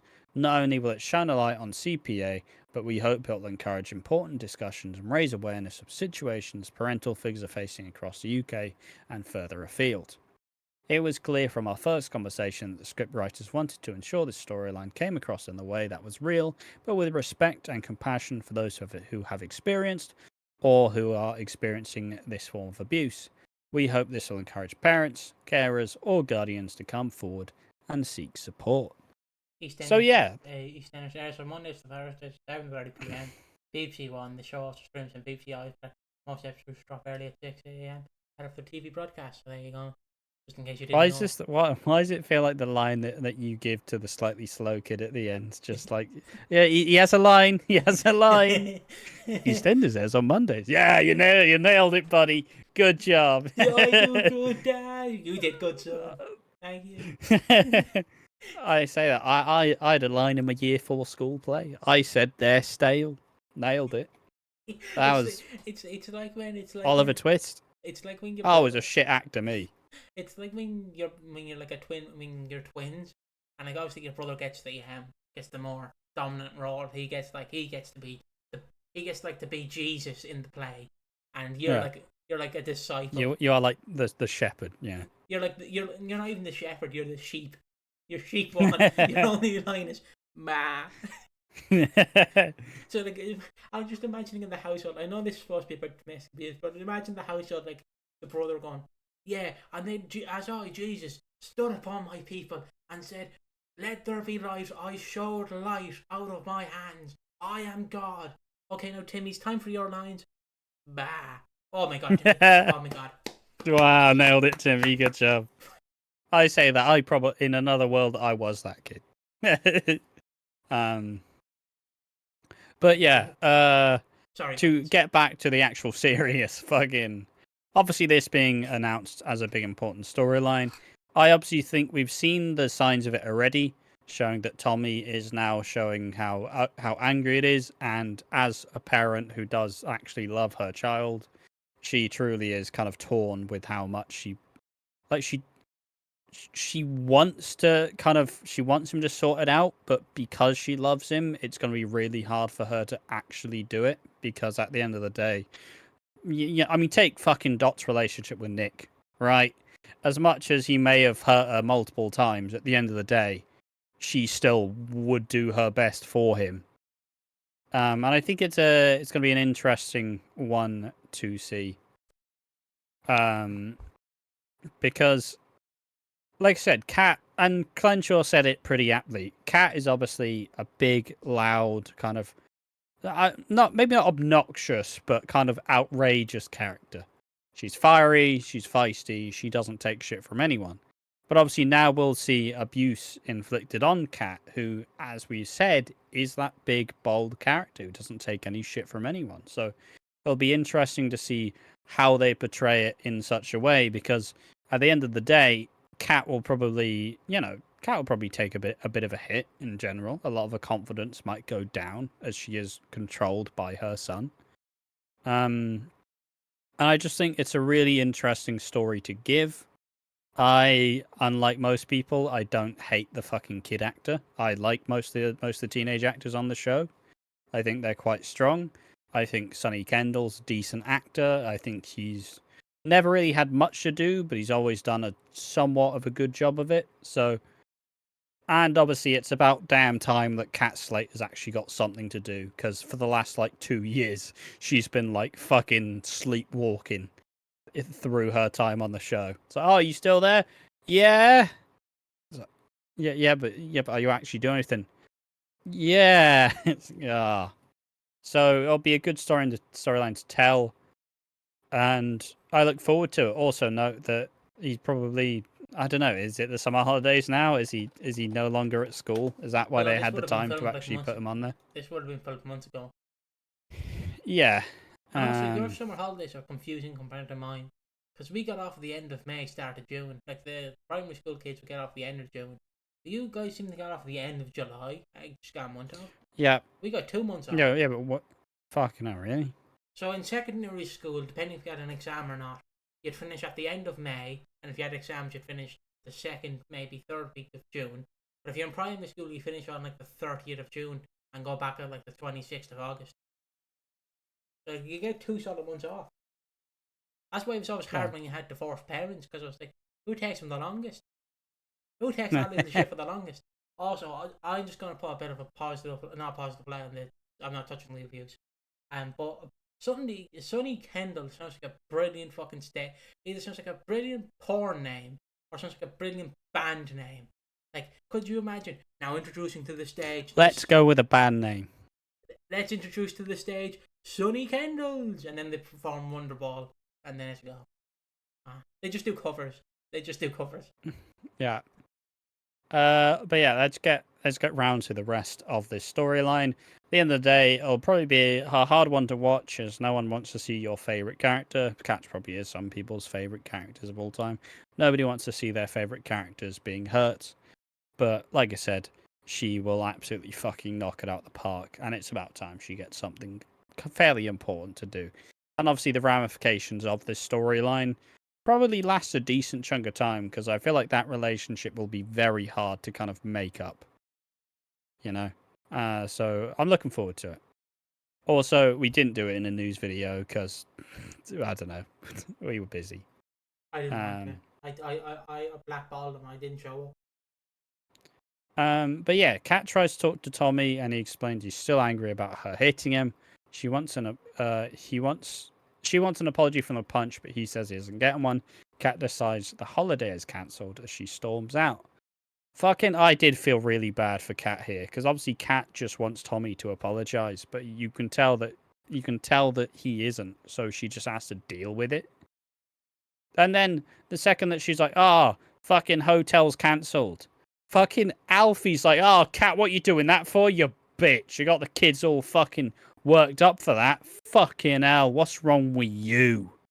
And it's like, fucking hell. Like, not her fault. You know, obviously he doesn't know the whole story, but fucking hell. I felt really bad for Kat. Alfie and Mo make up a summer park instead, outside in the flat and in the garage. The kids slaughter green grass. Someone fucking noticed. Good, continue, and I say my bit. Someone noticed that obviously you better throw a party on the day that I die. This was the party, and Debbie does die. So, fucking banger, great one. Nice little foreshadowing. I obviously can't. Just switch two of us. I can't obviously listen to green grass anymore. Blue skies. Because I think of that creepy TikToker Paul Breach. I believe that's his name. He was basically, if you don't know who he is, he was the 40-year-old. He had it. Yeah, he was. I believe he was like 30 or 35, and he slept with this like 18 or 20-year-old. I might be butchering the ages wrong, but like he was like overage, and she was not underage, but she was barely in her 20s. And basically, he's like a father. And basically, he lives with his parents. So he'd be like doing TikTok lives, and obviously the song he plays is green grass. He would like doing green grass, blue skies. Then he starts to be like, "Can I come in? I need to go for a shit. Can I come in?" And when his dad tries to open the door, you can see it. He's an absolute creep. It's Paul Breach. You can see it all in the videos. His dad's trying to open the door, and Paul is just putting his way up the door, going green. Thanks, Sophie, for the donation. Green grass, blue sky. You better throw a party on the day that I die. And he's fucking doing all these moves. Oh, he's a creep. The video of him looking his dad out on the ball. It always buggles me. The poor dad just wanted to piss her his shit. Fucking his son's in there throwing shapes. It's not. He's probably a creep. He's definitely a creep, but still, just him throwing shapes and the dad wanting his shit is funny to me. Because I know if that was in Ash's house, he'd be like, "Let me in that fucking toilet, I'll bury you in the toilet." Yeah, fucking moving forward. Tommy looks on at like Bert and Ernie just fucking butchering green grass. Another kid in there, I don't remember who the fuck they are. Arthur. I don't know. They're like a girl. I don't know. Fuck knows. Lily? I don't remember. Nah, it wouldn't have been Lily because I don't fucking know. So, is it Hope? It's Hope. It's Hope. Yeah, Hope. I knew it was Hope. Yeah, fucking say that now. You fucking nailed it. I was trying to slurp my drink and be like. Tommy proceeds to call the police on Kat and tells them that his mum's been hitting him. Later in the evening, police approach Kat and explain how a child has been getting physically abused. The police explain that Tommy called the police. She rings Alfie back and tells him the whole story. And the port of call is for Alfie to talk to Tommy to get him to pull the plug on the police call. This obviously Alfie actually realising and actually being on Kat's side, realising how far it's actually gone and how fucked it is that it's gotten to this point. Which was nice after the fucking like, you fucking bitch, what are you cancelling a holiday for, fucking cow? It's like, Jesus, Alfie, fucking maybe ask first before getting all angry. See, I don't know if you ever got lippy with your parents. Just do what my dad did, not my mom. Do what my dad did. Where I had an Xbox 360, so my dad, I was being a bit lippy to him. Got a sledgehammer. He walked up to my bedroom. He put the sledgehammer from the Xbox bin. Go on. You think you're a big man? Come on. I said, if you speak up again, I'll fucking smash the Xbox in pieces. I'm sorry, Dad. That's how you do it. That's how you fucking do it. Probably not the best way to do it, but That is a better way. were you getting lippy? Yeah, I know. And then, like, whenever I get lippy and didn't do what he says, he says, "You know them wrestlers I bought you, son? Yeah? You see that bin at the back? I'll fucking throw them in that bin. See how you like that, Apple? Sorry for that. Sorry." Yeah. Obviously, I was a very good boy. I was never snarking back to my parents at all.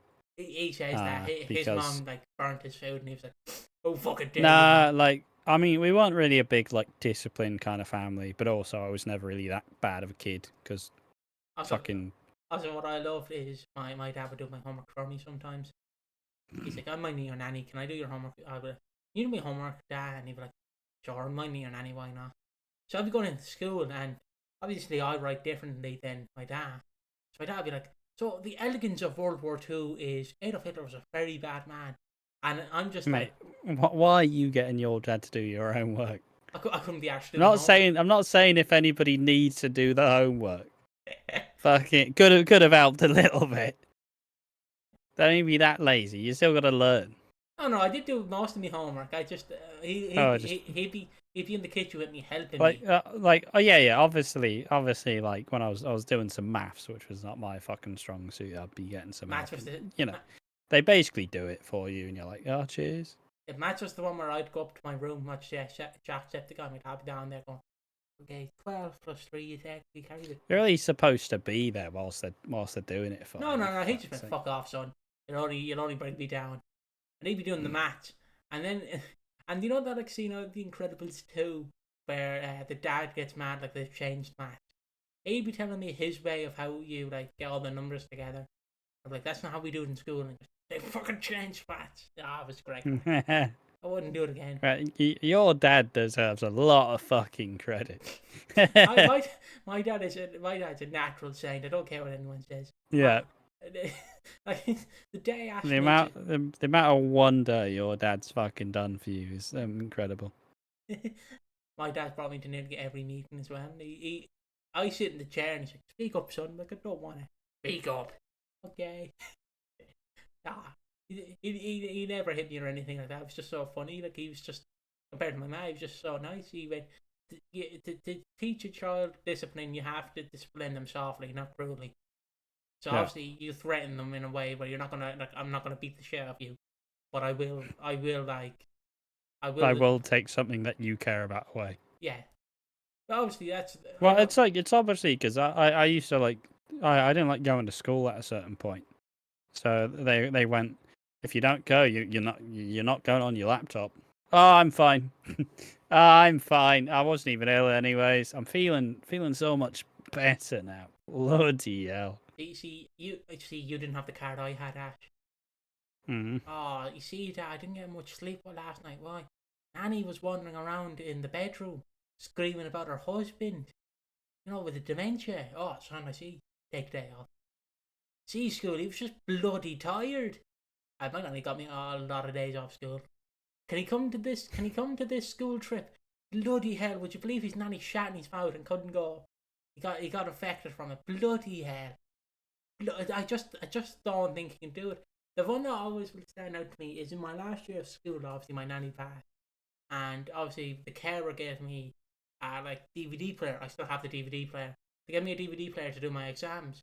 So obviously my laptop didn't have one, and obviously I was doing English, and obviously you play the DVD and it goes, "Yeah, write this down," and history and all that.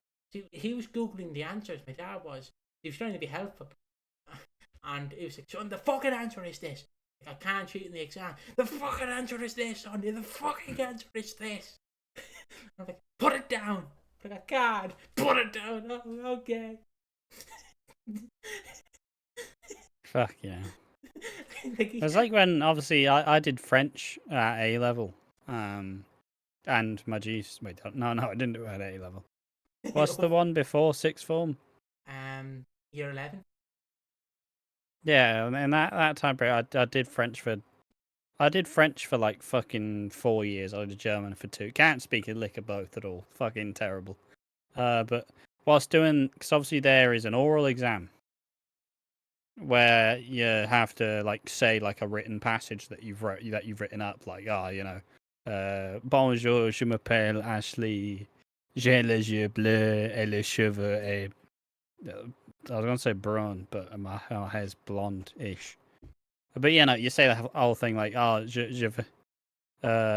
j'habite à insert town en Angleterre, all that shit, just like, hello, I am Ashley, my eyes are blue, my hair is blonde, I live here, blah, blah, blah, all this shit that you do for the exam. But obviously, the examiner, he obviously, you can tell if you've actually been trying and if you're just nervous.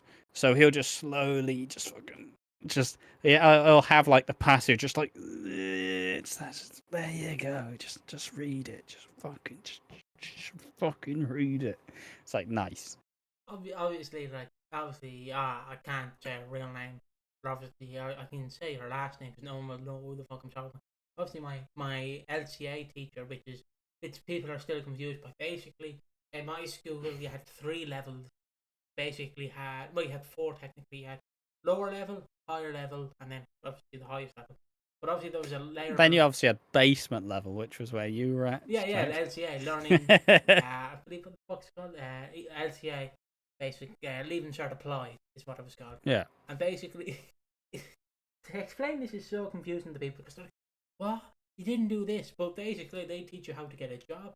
They teach you go on work experience, get a job, and all that. Basically, at the end, my teacher would just go, yeah, he can. I just speak normally in this exam, and I'm all right. Well, fair enough. Didn't have to learn Irish, didn't have to learn French or anything like that. Great fun. Not bad. I do like. Fuck me. How long's this podcast been? It's 1 hour 30. Fucking hell. But like, it's just been great fun, like being like in school. Yeah, I don't know how I got through it, really. I like to believe, all those power fantasies where if you could go back with all the shit you know now. Like, obviously, I'd fucking work a lot harder. Like, I was coasting from, like, year 6 onwards. My favourite thing was in my last year. Or, like, year 4, even. My last year in school, my woodwork teacher, basically, they sat me down one day. It was me and my best friend, James. They basically sat me down one day and went, okay, so you know the project you have to work on? Yeah, all you have to do is glue the pieces together. We'll call the pieces out and everything, but don't tell the examiner that. And fair enough. I just sat there and they're like, are you writing about the thing? Yeah. All right, fair enough. We've done it. Yeah. I wasn't even particularly good at woodwork. I can't imagine you piecing together like a little boat or whatever. Oh no, they knew I could because my finger. They knew I couldn't They knew I'd have off like buzzsaws because. Yeah, fair enough. But yeah, James would always tell me the story if there'd be one. Like, obviously, in school, you'd have to get, like, an exemption from Irish. They tell me this one story where he was going around collecting money because it was charity day. And he walked into an Irish class. And he went, can I please collect all the euros for the charity? And she went, say that in Irish. And he went, hold on. Can I collect all the money in euros for charity? Speaking in Irish, she went, I'm exempt. And she went, yeah, and speak it in Irish. Alright, I'm leaving. He just left. Oh. My internet died. Haha, I totally heard that punchline. Haha, haha, Irish. Haha. Yeah, I got the gist, but yeah. And also in every school, every time like they'd be talking about like the LGBTQIA plus community, they'd all just go, okay, Piggy, talk about it. I'm like, why the fuck am I being singled out? You know more about it than we do. And I'm like, alright, fair enough. So bisexual and then you start talking about the trans issue, like, no, not again. No.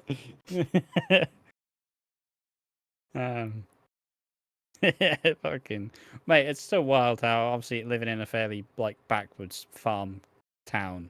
Obviously, no one in my year was ever gay. There was no one talked about it. No one was gay. We're all straight. Yeah, fucking absurd. Obviously, I always tell last year, but obviously my favorite quote from school. Actually, the two favorite things is the same person actually. He blew up he put a firework in one of the small rooms, and he basically set it off. And they nearly expelled him. And obviously the other one Ash knows about, where he went, there's bloody two things I hate in this world: bloody ISIS and trans people. Always gets me. Like, two very equal sides of the spectrum, you know. But yeah, I think it's time we get back to the abuse. That's a joke. Yeah, that's a joke. One's a national terrorist organisation, and the other one is ISIS.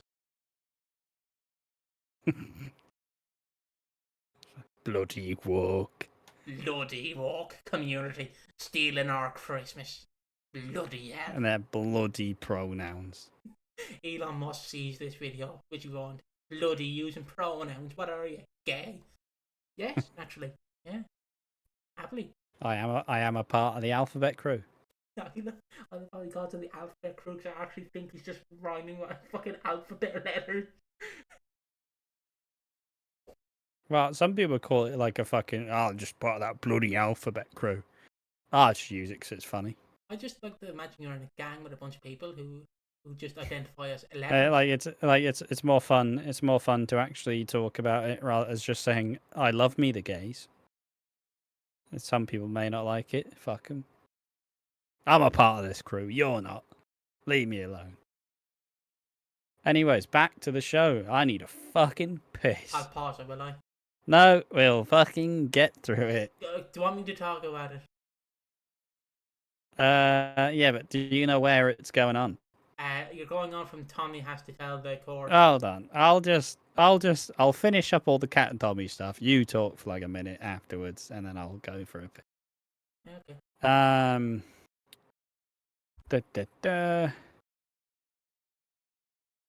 What the fuck is it? Alfie instigates Tommy over the punch and the push. He asks Tommy who are you the real Tommy Moon? Because I don't really know who you are, mate. I don't know who you are anymore. And they try to understand the scenario, and they joke about and the police meanwhile talking to Kat, and they kind of joke and try to joke about Tommy's parentage because it's like, so who is Tommy's dad? Oh well, it's Phil. It's like, well, no, Phil's not his actual dad. Oh no, it's Alfie. It's like, yeah, he's not his dad either. It's Michael Moon. He's dead. Fuck's sake. I've got a past. All right, fuck off. It was funny because the woman's like, yeah, me too. I got two divorces or 3 divorces, 2 men, 1 woman. It's like fucking based. And Kat tries to express how her relationship with ex-Phil has shaped Tommy's anger. Tommy keeps saying how angry it is and how he wishes Alfie wasn't his dad. Ever since Kat and Phil split up, it was all over for him. You know, it's like, people didn't respect me anymore. And then Alfie is like, respect is earned, Tommy. And then Alfie starts to kind of be like, yeah, calling the socials means that you fucked yourself here. Like, you can't control this anymore. This is a really bad thing. You need to sort it out. Now, if he finally convinces to go and see the social services, he lies and says it was because of her not buying him new trainers. The socials leave it on a probationary period, and they leave the file open. But the side eye that Alfie gives Kat when he leaves pretty much explains, this ain't over! Oh yeah, the old Phil clip. But yes, talk about this Kat, Alfie, Tommy, if you would. Yeah. Right now. Tommy's funny. Here we go, guys. While Ash is gone. Hold on. Guys, while Ash is gone, very quickly, have a look at this dog. So Tommy's interesting. What he's going for. He's obviously like trying to abuse his mom, which is not cool. Alfie's trying his best to control him, but he can't. So it's going to be interesting to see where this goes. I don't know what to say, so that's why I put this funny dog video on that Ash won't see until post production. So yeah, what do you guys think of this dog? Look at this dog. He's so clueless. This dog's going for another swim. Look at that. Oh, that cat's playing pool. Oh, look at that. Oh wait, he's back. Oh shit. Shit. Yeah. No. Nothing to see here. Nothing to see here. No. Nothing to see here. Nothing was going on. I was not showing them funny dog videos. No. Not me, sir. Not me. Not me, sir. Not me. Fair enough. Not I was me. like, he's either talking about something absurd and not related, or just fucking doing some dumb shit. Someone's gonna get mad at me in the comments because I was like trying to go, yeah, Tommy abusing his ma's not cool. Well, there was a dog video playing, and I was like, it's not cool. I don't know what to say. Have a look at these dogs. Yeah, see, this channel doesn't exist without me. But if I have to rate the punch, give the punch, it was a good punch. He fucking decked her. I thought she was going to go flying through the window. You know, like when a superhero goes, whoop, boom, they go flying through the window. Thought that was going to happen, but it didn't. Obviously now we're going to get even more serious because a man has killed a woman. Well, relatively serious because it is Reiss and Sonia. It's going to be like when a clown kills a clown, basically. It's not funny, but You stealing my joke. Can't even do the noise properly. I can't do the noise. Those are the noises. Yeah, the final in the end, yes, it happened. It was a pretty good story and I enjoyed it. Look forward to seeing how they're gonna cover this as it goes along. So good fucking shit. But now for the final big story, we have creepy Reiss Colwell murders his wife. I suppose before we actually get into it, I just want to kind of, I don't know about you, but everything I've seen about Reiss and Sonia lately are just like, oh, I'm so fucking fed up of this storyline. Why the fuck are they doing this? Ah, they're getting too much screen time. Ah, fuck's sake, we're doing this more. What's your current stance on Reiss and Sonia? I don't mind. Without the murder, of course. I don't mind Reiss and Sonia. It is. I can't, even with the murder, I can't consider Reiss a murderer because it's like when you're watching Scooby Doo from the 60s, and basically the entire punchline is, it's Old Man Jenkins. I would have got away with it too if it wasn't for you meddling kids and your stupid dog from Chernobyl. I actually can't take it seriously, but I either find it funny or depressing. Because some scenes hit, like the immediate scene where after Reiss is obviously smothered, Debbie to death. It cuts to Sonia going, "I'm walking on sunshine. Oh, I'm walking on sunshine. Oh, oh, oh." You know, it's it's a bop. It's a bop. I was just like, yeah. I don't know if do you remember that scene? What scene? You not remember the scene with fucking Reiss where Reiss is after killing Debbie, and they show him sitting in the bed, show him sitting in the chair, and then it cuts to Sonia who's in the kitchen going, "I'm walking on sunshine." Yeah, it's just fucking dancing. Yeah. Yeah, it's a very funny bit of EastEnders comedy. I also forgot to show this, lads. Popcorn bucket. Look at that. Smells like fucking popcorn. I got Great, butter. love popcorn smell. Yeah, I got cinema popcorn. It's delicious though. Not really. I'll probably get some this time, but I'm not a big fan of popcorn in general. Butter will make butter is a lethal killer from the cinema. Get it sticky. Yeah, you get it, you eat it, and then you're like, oh, fucking need a drink. Yeah, I'm just hoovering that drink up.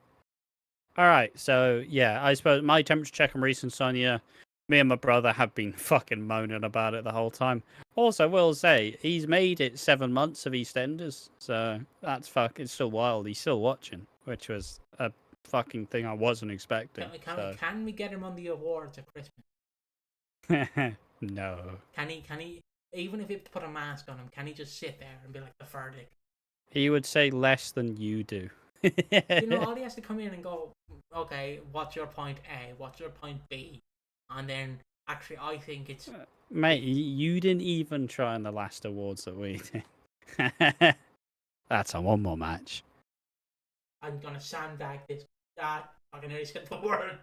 We're already used to it. Already used to it. I had to sit through an hour of that. All right, so yeah, let's actually get into the fucking proper storylines. Debbie's carers have called and the payment hasn't cleared. She's paid $7,000 of the deficit, but it's not enough. Meanwhile, Sonia's terrified about being pregnant and or taking the test, and Kathy offers to be with her when she takes it. Reiss decides Sharon has corporate tax to pay and is now costing Sharon for $13,500. His conscience almost takes a hit as she says how much Keanu liked him and trusted him. He offers to try and find a loophole. This while Kathy tries to boost Sonia's spirits before she takes the test. While Reiss goes in to see Debbie, he explains how he's in such a mess, he's in over his head, and all the money's gone. He apologizes for letting her down, letting Sonia down, and being a terrible bookkeeper. He explains him scamming Sharon and says, I don't know what I've done, but I hate it. Also, will say, maybe it's just me being dirt poor, but I feel like an accountant who's shit with money feels fucking wrong. Like, in my brain, accountant is like that fucking wealthy middle class, earning a very nice living kind of job. I mean, put the camera. How is he so shit at it? I mean, put the camera on me, cameraman. All right, I will. That's like me saying I'm an accountant. Yeah, I know. Imagine me being an accountant. That'd be shit. The money would be spent in a minute. How? Right, just you wait till this channel becomes a success and I have to fucking get a financial advisor. Alright, Piggy, don't fucking spend all this money. We're investing this into the channel. And it's gone. It's like, what? Well, how? It was only there for 5 minutes. Yeah, well, 10 more figures came out. I was like, no. Well, look, see, officer, in my defense. Who gave... When did you even get given the fucking business card? See, officer, in my defense, right? It was from when CM Punk wore a t-shirt and pants, but the t-shirt had support a portion, right? And, you know, I gotta respect the homie, gotta give him a paycheck. So, I just meant, that's another 30 quid, why not? Yeah, financial advisor. It's like being fucking Nick Cage's financial advisor. Nick Cage? Right, he's like, Nick Cage. Okay. Nicolas Cage. I was like, Nick Cage? What the fuck do you got? Nicolas Cage, who started buying castles and went, I'll just do them up. And it's like, who wants a done-up castle, you melt? Who actually buys a castle to live in? The amount of work that it would take to fucking do up a castle. You reckon anyone lives in the castle? I don't know. But then again, he did finally get out of debt, so credit to him. It's just a shame that he had to absolutely stink up his fucking filmography for about 20 years. Stupid bastard. Remembers you.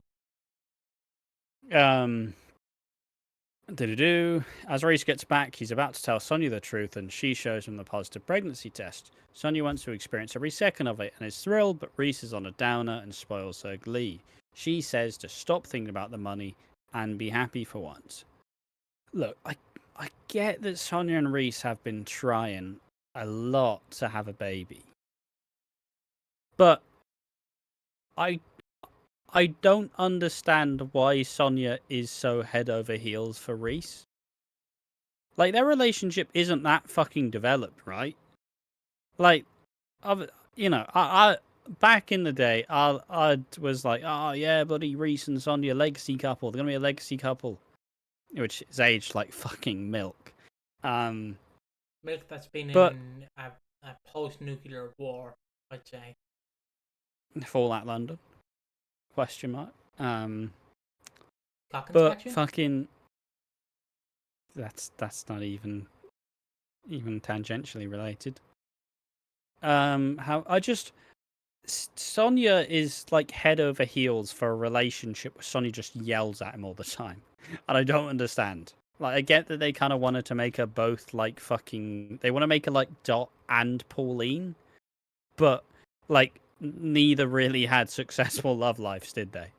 You know, it feels like the writers believe that. Basically, I'm not saying it doesn't make sense that Sonia wants to drop literally everything to have a child with Reiss, but like, we haven't seen any of the good times. This feels like Zack and Whitney having a baby again. Like, I don't believe they're in love. I don't believe they genuinely want to be together. I see it as Sonia is happy that someone loves her.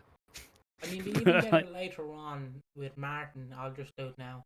Where Martin's like, it's me, Martin. You know, Sonia and Martin. You remember me and me and Sonia. Oh, hey, blah, blah, blah, blah, blah, blah. Remember that? Don't you? Don't you remember that, Sonia? And Sonia's like, yeah, it's not fun, was it? Not fun. That's how like that is basically how I describe the inside joke. That is basically that's basically Chris Clancy going Sonia and Reiss, and then all the fans go, it wasn't fun though, was it? It wasn't fun. It's not like the old days where you're bisexual on a schedule.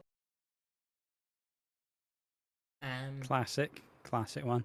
But yeah, it's like, I don't know. I don't want to say because I don't know if, obviously we haven't really had these big love stories, but I don't know if the writers think it's as popular as it is. Because obviously, and we'll get into it, but it feels like they're obviously setting up Sonia to be in the firing line for killing Debbie. But like, are they trying to do it like how Coronation Street did it, like back in the day, where Deirdre, like famous fucking East Coronation Street legend, was set up for crimes she didn't commit, where everybody's gonna rally, like even the actual media was like, free Deirdre, Tony Blair's like, free Deirdre, you bastards, Prime Minister at the time, war criminal as well. It's like, free Deirdre. I don't think if Sonia gets set up for Reese's crime, I don't think anybody's gonna be like, we need to save our Sonia. It's just, all right, fair enough. I have the I wonder is it in the soundboard? Hold on. No, he's gonna take about 10 fucking minutes to find this. I have it. I have. Yeah, this is essentially what it's gonna be like when the fucking when like. Does anybody want Sonia to be safe? Okay. Ah, she's in prison now. But yeah, it's There you go. it's like the, are you ready to rock? And it's like one person in the audience like, yeah. It's like, are you ready to rock? And then this is the response. There you go. There's all the soundboard for you today, lad. Well, I'm holding. I like how you treat the soundboard as if it's a brand new thing every time. Yeah, I know. You're like, fuck me, what has all these sounds? Like, you play these sounds every 2 weeks on the podcast. Yeah, but isn't it so funny that they play sounds? We played all of the sounds multiple times, and you take about 10 minutes to fucking find it. Yeah, but it's trombones. But yeah, that's the weird thing for me is, I don't know. It feels like kind of like how people were saying about Lola, where I kind of reached the opinion that Jay and Lola aren't really soulmates. But obviously they needed them to be soulmates for the storyline to make sense. Now Sonia, like, there are levels, right? Why is Sonia so head over heels for Reiss? She's known him for what? 2.5 years. Like, not that long. He was what, December 2022? Yeah, nearly 2 years. Year and a half. So it's nearly 2 years, but still more like a year and a half. Or a year and 9 months ish, roughly. I guess the way you could view it is the fact, like, she probably reminds him of Dot in a way, I guess, because he's related to Dot, but not really related to Dot. I mean, she's what, like Dot's sister's nephew, son? I don't know. Yeah, some shit like that. Like, it's just Reese's. It's the only example I'm gonna get. It's the only example that comes to my mind. It's basically like when you were watching wrestling, like in the later half of 2010s, and it's like, okay, McMahon, we've got a few stars that are up in the rising. Do you want to push Dean Ambrose, Seth Rollins, maybe Jey Uso, maybe the Usos, maybe Piggy, and then obviously you have Finn sat in the chair going, Roman. He's not really over with the fans, Roman. But people don't really care about him too much. Roman. That's what I feel like. I'm not saying that is exactly what it's like, because obviously Chris Clancy is even more stuck against other people. But that's what it feels like. It's like Oh, Crenshaw, we could use Chelsea. We could use. Also, the one thing I generally dislike about this is everybody's like, "Oh, I always predicted he was going to be a killer." It's just because he was portrayed as anxious. Like, it was just because he was very socially awkward that you're like, he's weird. I don't like him. He gives me the creeps. It's just. I understand where they're going with him, but it feels like your mate who you only see once a year and you think he's a good guy, and then it turns out he's just a piece of shit Brexit geezer, and you're like, ah. But he's cool. He does a funny party trick. That's good. Okay, what's his political views on fucking minorities? Oh, he wants England back to England. But it's like Big Lee from Kate's Cooking. It's like, oh, Big Lee's going to do a podcast. Oh, he's talking about the trans issue. Oh. He's talking about politics. He's talking about Muslims. Oh no, here we go. Yeah, that's what it's like with Reiss. He's basically your uncle. You only see at Christmas, and it's like, for me, it feels like they wanted a bumbly, awkward character, and it's like, oh yeah, but you're also so okay, we've hired someone in to paint the house. Yeah, okay, and now time for you to do the roofing. It's like, well, I'm here to paint the house. That's what I'm here for. Oh yeah, but we couldn't hire anybody else. So good luck with the roofing. It's like, it doesn't really work, does it? Mm-hmm. And it's just a really weird one. Obviously, as we talk more about the actual details, it'll be a much more of a topic. But it's just, I don't understand it, and I don't think maybe there is the quiet majority who are actually enjoying this and actually like swept up. But I've not really seen any, like, usually you can at least find one or two people who are like, yeah, this is great stuff. I don't think anybody's particularly like. This is how like I describe me having a photo with Dean Wick. I'm like, yeah, maybe just stand in the corner and I'll pretend my arms around you. Maybe that's what I'm like with Reiss and Sonia. Like, I'm like, I like this storyline, but I'm like, you stay over there, I'll stay here. And then they try to come close and be like, no. I'll just stay there. That's how I describe it. I like it to an extent. Obviously, I like the killer aspect now because I just can't imagine, because Reiss, in a way, reminds me of me. It's not a good thing. Excluding the killer bit, Ash is gonna keep his pillow tight, keep his hands on the pillow. Obviously, Ash. And that's how my nanny died. Whoa. I mean, I told Ash this, and Ash still laughs at me for it. I mean, I sleep with a pillow over my head in case an intruder breaks in, so they can just smother me. Ash, like, that's a bit dark. Like, yeah, not but free money for my dad, isn't it? Mate, you don't have life insurance. I don't. What are you fucking talking about? I don't even need life insurance. My life is a mystery anyway. You somehow tell me to make a jam sandwich, I end up making a fucking World War III spectacle. Like, a bit more clumsy than that, but still. But yeah, like, Reiss reminds me of me in a way. Like, there's no way I could kill. Like, imagine me being told, okay, you need to kill Ash. He's a threat to society.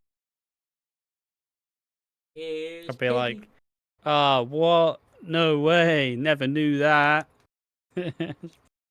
I'm dying. Oh, no. You'd definitely be a sneaky bitch. You'd be a sneaky bitch where I'd stab you. Oh, no, I'm dying, Piggy. You turn around and fucking stab me. You get out of the bed, quick roll, stab me. Nah, I'm alright. I'll just sit there. Well. You definitely see. Is that the time then? I don't know why, but I like to imagine, like, if a guy tries to threaten you and like get involved with you and try to hit you, you'd roll out of the way, fucking ankle lock him, headlock him, fucking. What do you think about that bitch? Gonna insult my family now, aren't you? And then he insults the boss man. You're like, okay, I'll let you away with this one then. But yeah, nah, I'm alright. Stab me if you want. Don't mind. I'll manage. Okay, wait till we go to Wembley. Keep your pillow tight, baby. That is London, the city of the knife. Apparently. Yeah, fuck it. Let's just rattle through the rest of this stuff.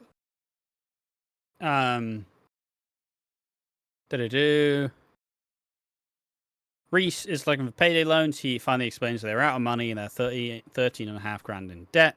She gets upset knowing he's lied to her again and storms out. He heads straight to Sharon's and insists on her paying the 13.5 grand. He is making Sharon pay his debt. Sonia believes it's time to have a car boot sale because that's how you're going to make money, by selling your old shit. Yeah, that's really going to get us 13.5 grand. Fucking idiot. So yeah, Sonia admits she has to make more money while she can, that Debbie's fees will always be coming. Sharon rings him up and explains the money will have to wait. Reiss quickly snaps back down and reminds Sonia that it is worth it to start saving now. Cue up the scenes where Reiss in the fox outfit. He later comes to arrange the money transferred, but Phil ambushes him and questions what this tax is about. And Phil very quickly is like, yo, Sharon, is this actually legit? Like, it's probably something good to check. Reiss chases Sonia is distracted by kids as she returns and interrupts Reiss faking a fraudulent HMRC debt letter. Reiss wonders if he can manage, and he is losing it. Just as Sharon turns up with Phil's demand of seeing the HMRC letter, obviously that's HM Revenue and Customs, the England's tax. He starts forging a fraudulent high investment scheme, but his laptop blue screens and says it needs 2 hours to update. Fuck me, he's not updated that laptop since Windows 96 or some shit. What's he doing that needs 2 hours of updating? Sonia and Martin talk about Reiss, and they talk about how if Debbie passed away, it wouldn't be a bad thing, which is obviously ominous and suggests something not very not very cool. It doesn't paint Sonia in the best light if she's wishing Reiss's not dead wife to be dead.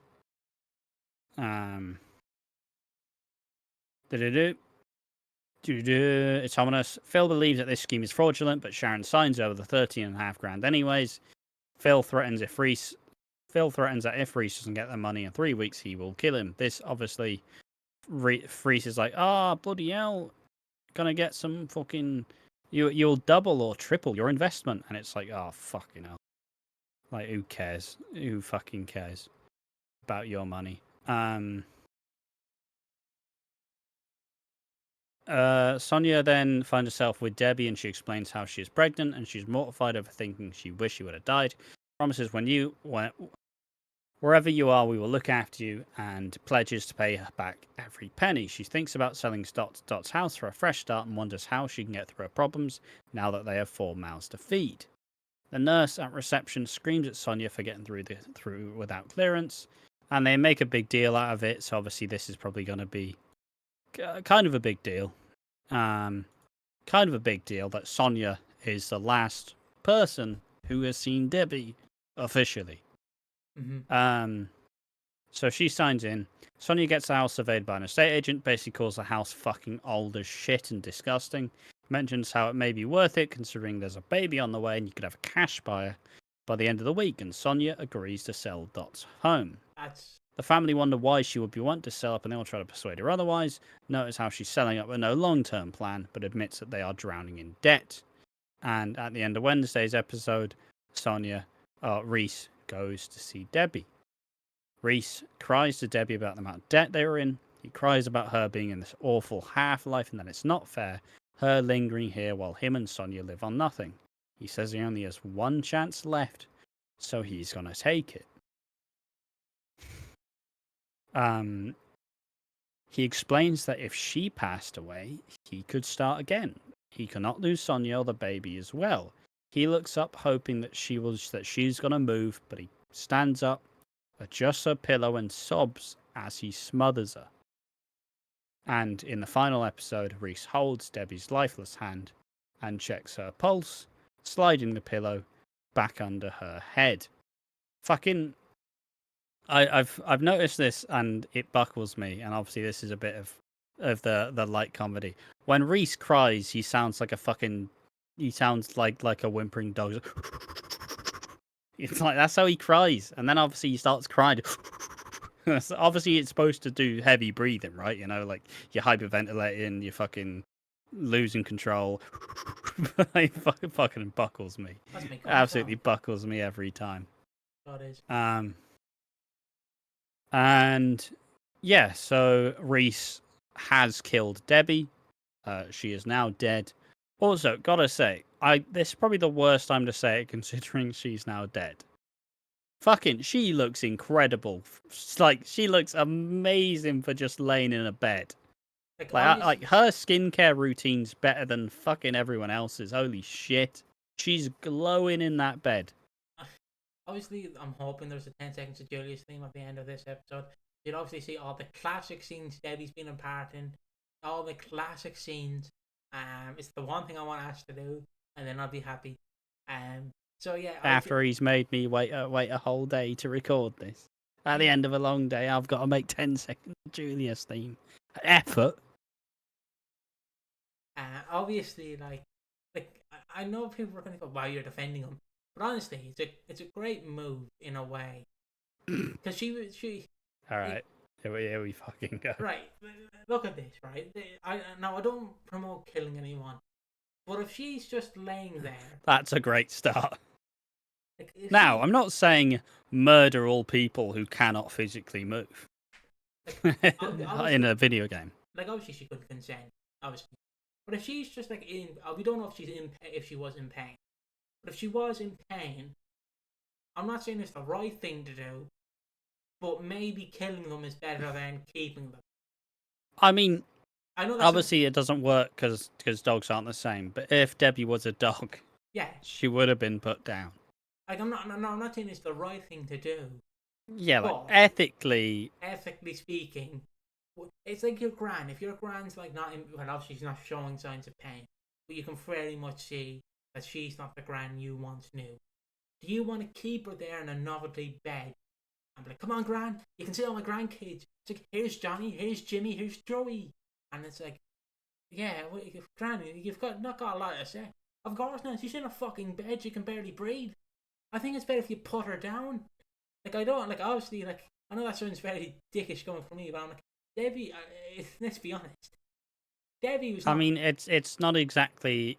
She's not exactly living the life. Yeah, she would like. I don't care what you believe the afterlife holds. I don't care about that. But would she rather be laying in a bed, wasting her life, dreaming about Reiss, or would she rather be a lovely butterfly flying around Walford? I know I'd rather be in that situation. I don't want to be dreaming about my husband. I'd rather be a fucking butterfly. Let me fucking die, please. Let me go up to heaven, spark Muhammad Ali in the face, give him an old punch before he absolutely wrecks my shit, and then go, I fucking sparred with Muhammad Ali. I know Muhammad Ali, but I believe when you go to the afterlife, you go back to your younger self. But if we're believing that your older self goes to the afterlife, you can fucking absolutely wreck Muhammad Ali. But, like, come on. Well, I hope I'm not confined to me for eternity. Like, fucking, I just not do that. I've already done it once. I'm barely still here. You know, let me live a different life for fuck's sake. I just like to imagine. So like he walks up to the pearly gates. He's like, obviously I like to believe that God's name is Malcolm because he like Malcolm in the middle. He obviously goes, "Oh, okay, Ash, this is Malcolm. I'm God. You have one wish. You can come into our heaven where you can meet all your family. You can stay with them for an eternity, or you can be reincarnated as an animal, or you can be reincarnated as a human and live life all over again." I know before he finished that sentence, Ash can be like, reincarnate me, motherfucker. There's plenty of stuff you can do up in heaven. You could work, reincarnate me. I don't want to live. Okay. You thought that pretty quickly. Okay, there we go. Back to heaven, back to earth you go. There he goes. That's what I like to believe. You go up there and he greet you, you know, having a handshake, a milkshake, and a hot dog. But yeah, I don't much else to that. No, I haven't really thought much about afterlife. Did have a dream the other week that I did die, and then I was just roaming around as like a ghost, which was kind of depressing. But yeah. Many people think different of the afterlife, but it is interesting to think about, like what does happen when you die. I don't. People don't. Like I mean, it's much nicer to think that you do actually go on to do something else. Like, it's much more fun to imagine that you do actually go on to, like, you either get reincarnated or you go on to heaven, you're reunited with all, like, your old family. Obviously, that's a nice one to think, and I can understand why people take a lot of enjoyment in believing that happens, because the other side is depressing as fuck. I also like to believe, basically because of my granddad, but I like to believe also people who commit suicide, also when they're greeted by God, they go, look, I'm sorry I put you in pain. It's like, oh, but I also believe when a trans person goes up to heaven, God's like, yeah, I made a mistake. I didn't mean to make you a boy. You were supposed to be a girl. I'm sorry. Like, I don't believe he. How I believe God, even though I don't believe in God, how I believe him is he's a sound man. You walk from, you go, I'm sorry, God, I lit myself on fire, and I basically burnt myself alive.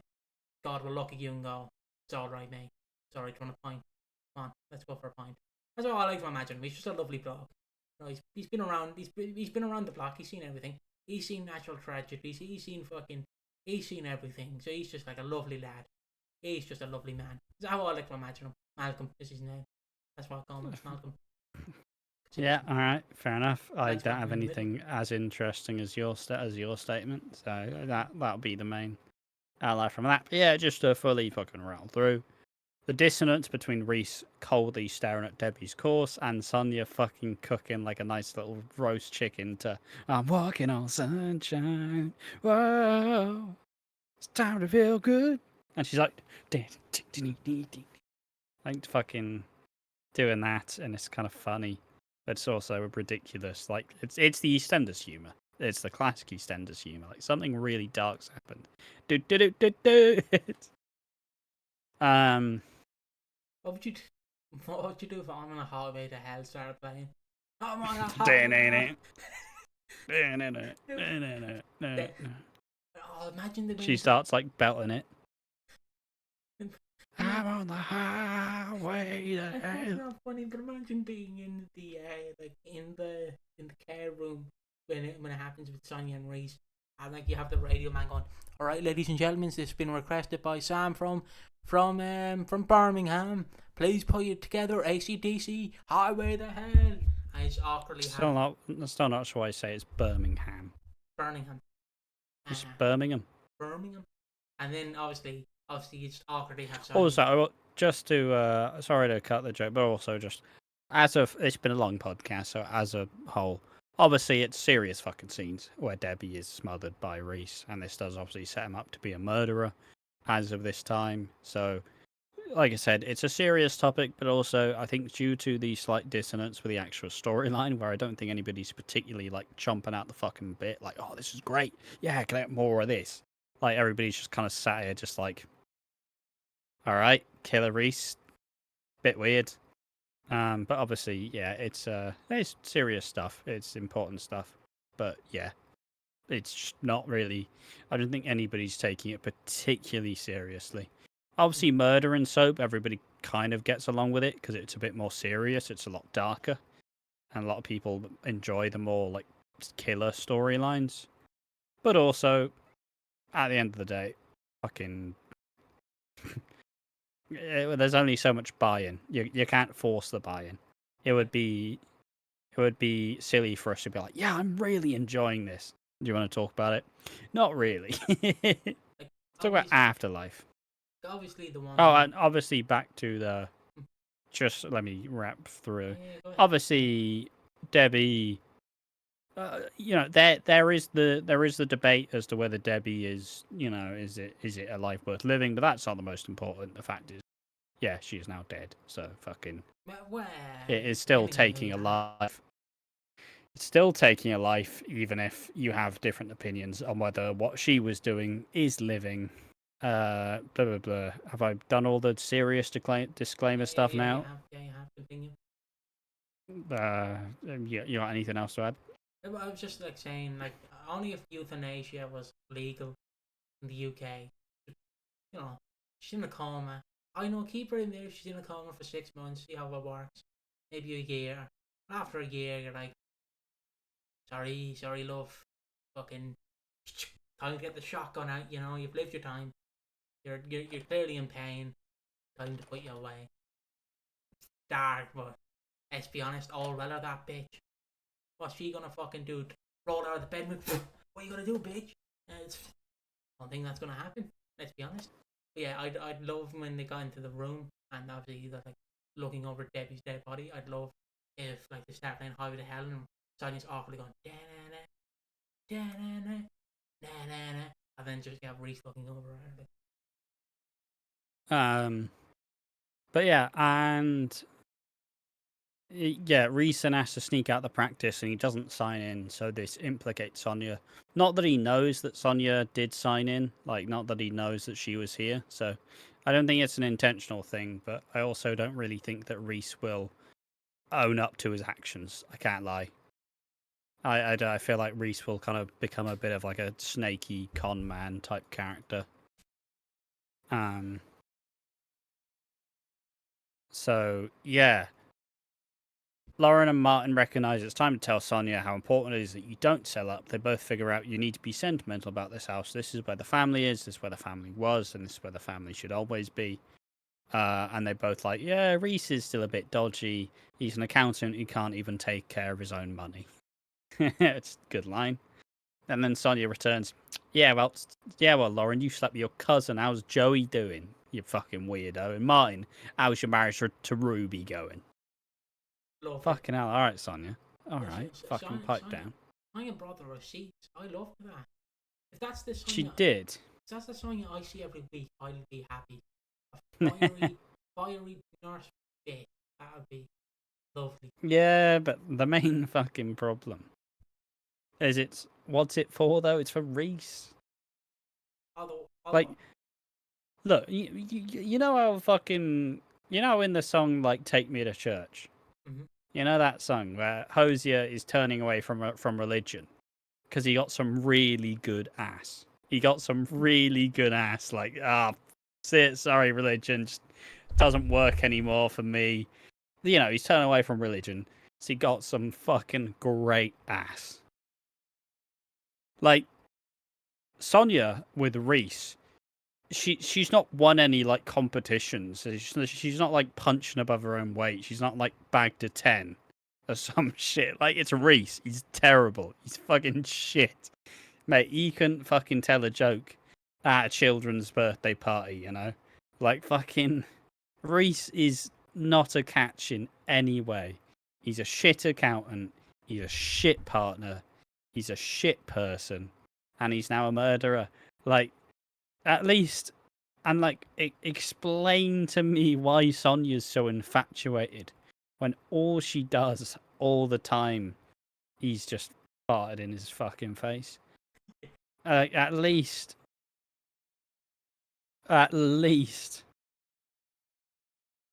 mate, you fucking distract me with your fucking. Why are you acting like it's pantomime?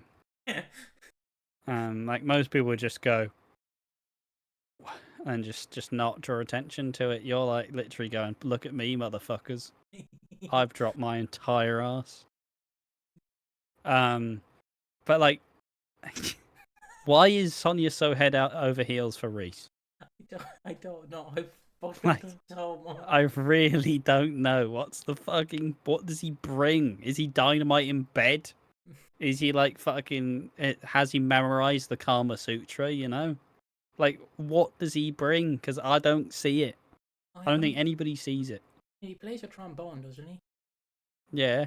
He plays a French horn.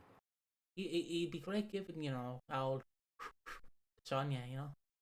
He's just blowing. He's not tonguing it, for fuck's sake. You never know. You never know what he's into. We should have asked Debbie. Why fucking... You never know. He might be a dominant man in the bedroom. Get down on your knees. Of course Sonia. he's fucking not. But I know we've made this point about 4 times now. But just like, what does she see in him? I don't understand. Maybe I don't get it. Maybe she enjoys the dominance in the bedroom, you know? Get on your knees, Reiss. Alright. Stick this up your arse. Okay. Oh, I've shit myself. Oh. So, Sonia, can you stop being mean to me? Who's your mummy? You are, Sonia. You are. Who's your mummy? Yeah, but now you've just made Reiss a self-insert for yourself, you dirty man. That's a joke. I am Piggy a killer. would never do something like killing someone. Bah. Barking like a dog. Another thing entirely. Well, we don't know how my nanny died, do we? That's not a running joke that you want to make. We don't know how my mother died. There we go. Killing your mom's But cool. in Minecraft. Fuck this podcast. Why is it so long? Sonia gets a call, likely from the hospital. We see the isolation from Reiss. He has a glazed look on his face and he nearly crumbles to the first person who notices him. Martin is on the spot him and he nearly confesses. How could you? Oh, I'm sorry, I did it for Sonia. What? And that's obviously them being like, yeah, she's got a surprise for you. Then he gets in. She says she's got some news for him. Sonia sits Reiss down and breaks the news. He acts like he doesn't. He acts like he doesn't know and does.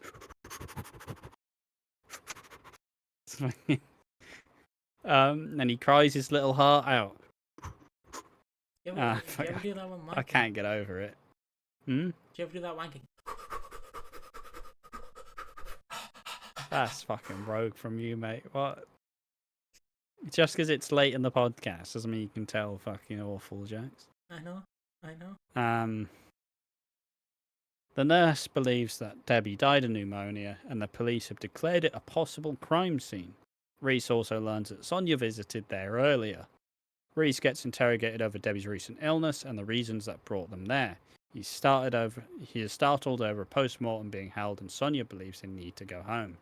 Sonia explains how she was going to put the house on the market, but they both recognise how they don't need to sell it anymore.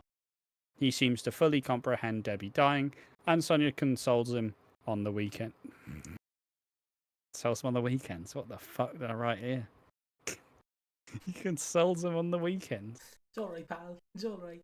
Oh, he consoles him as the weekend. There we are.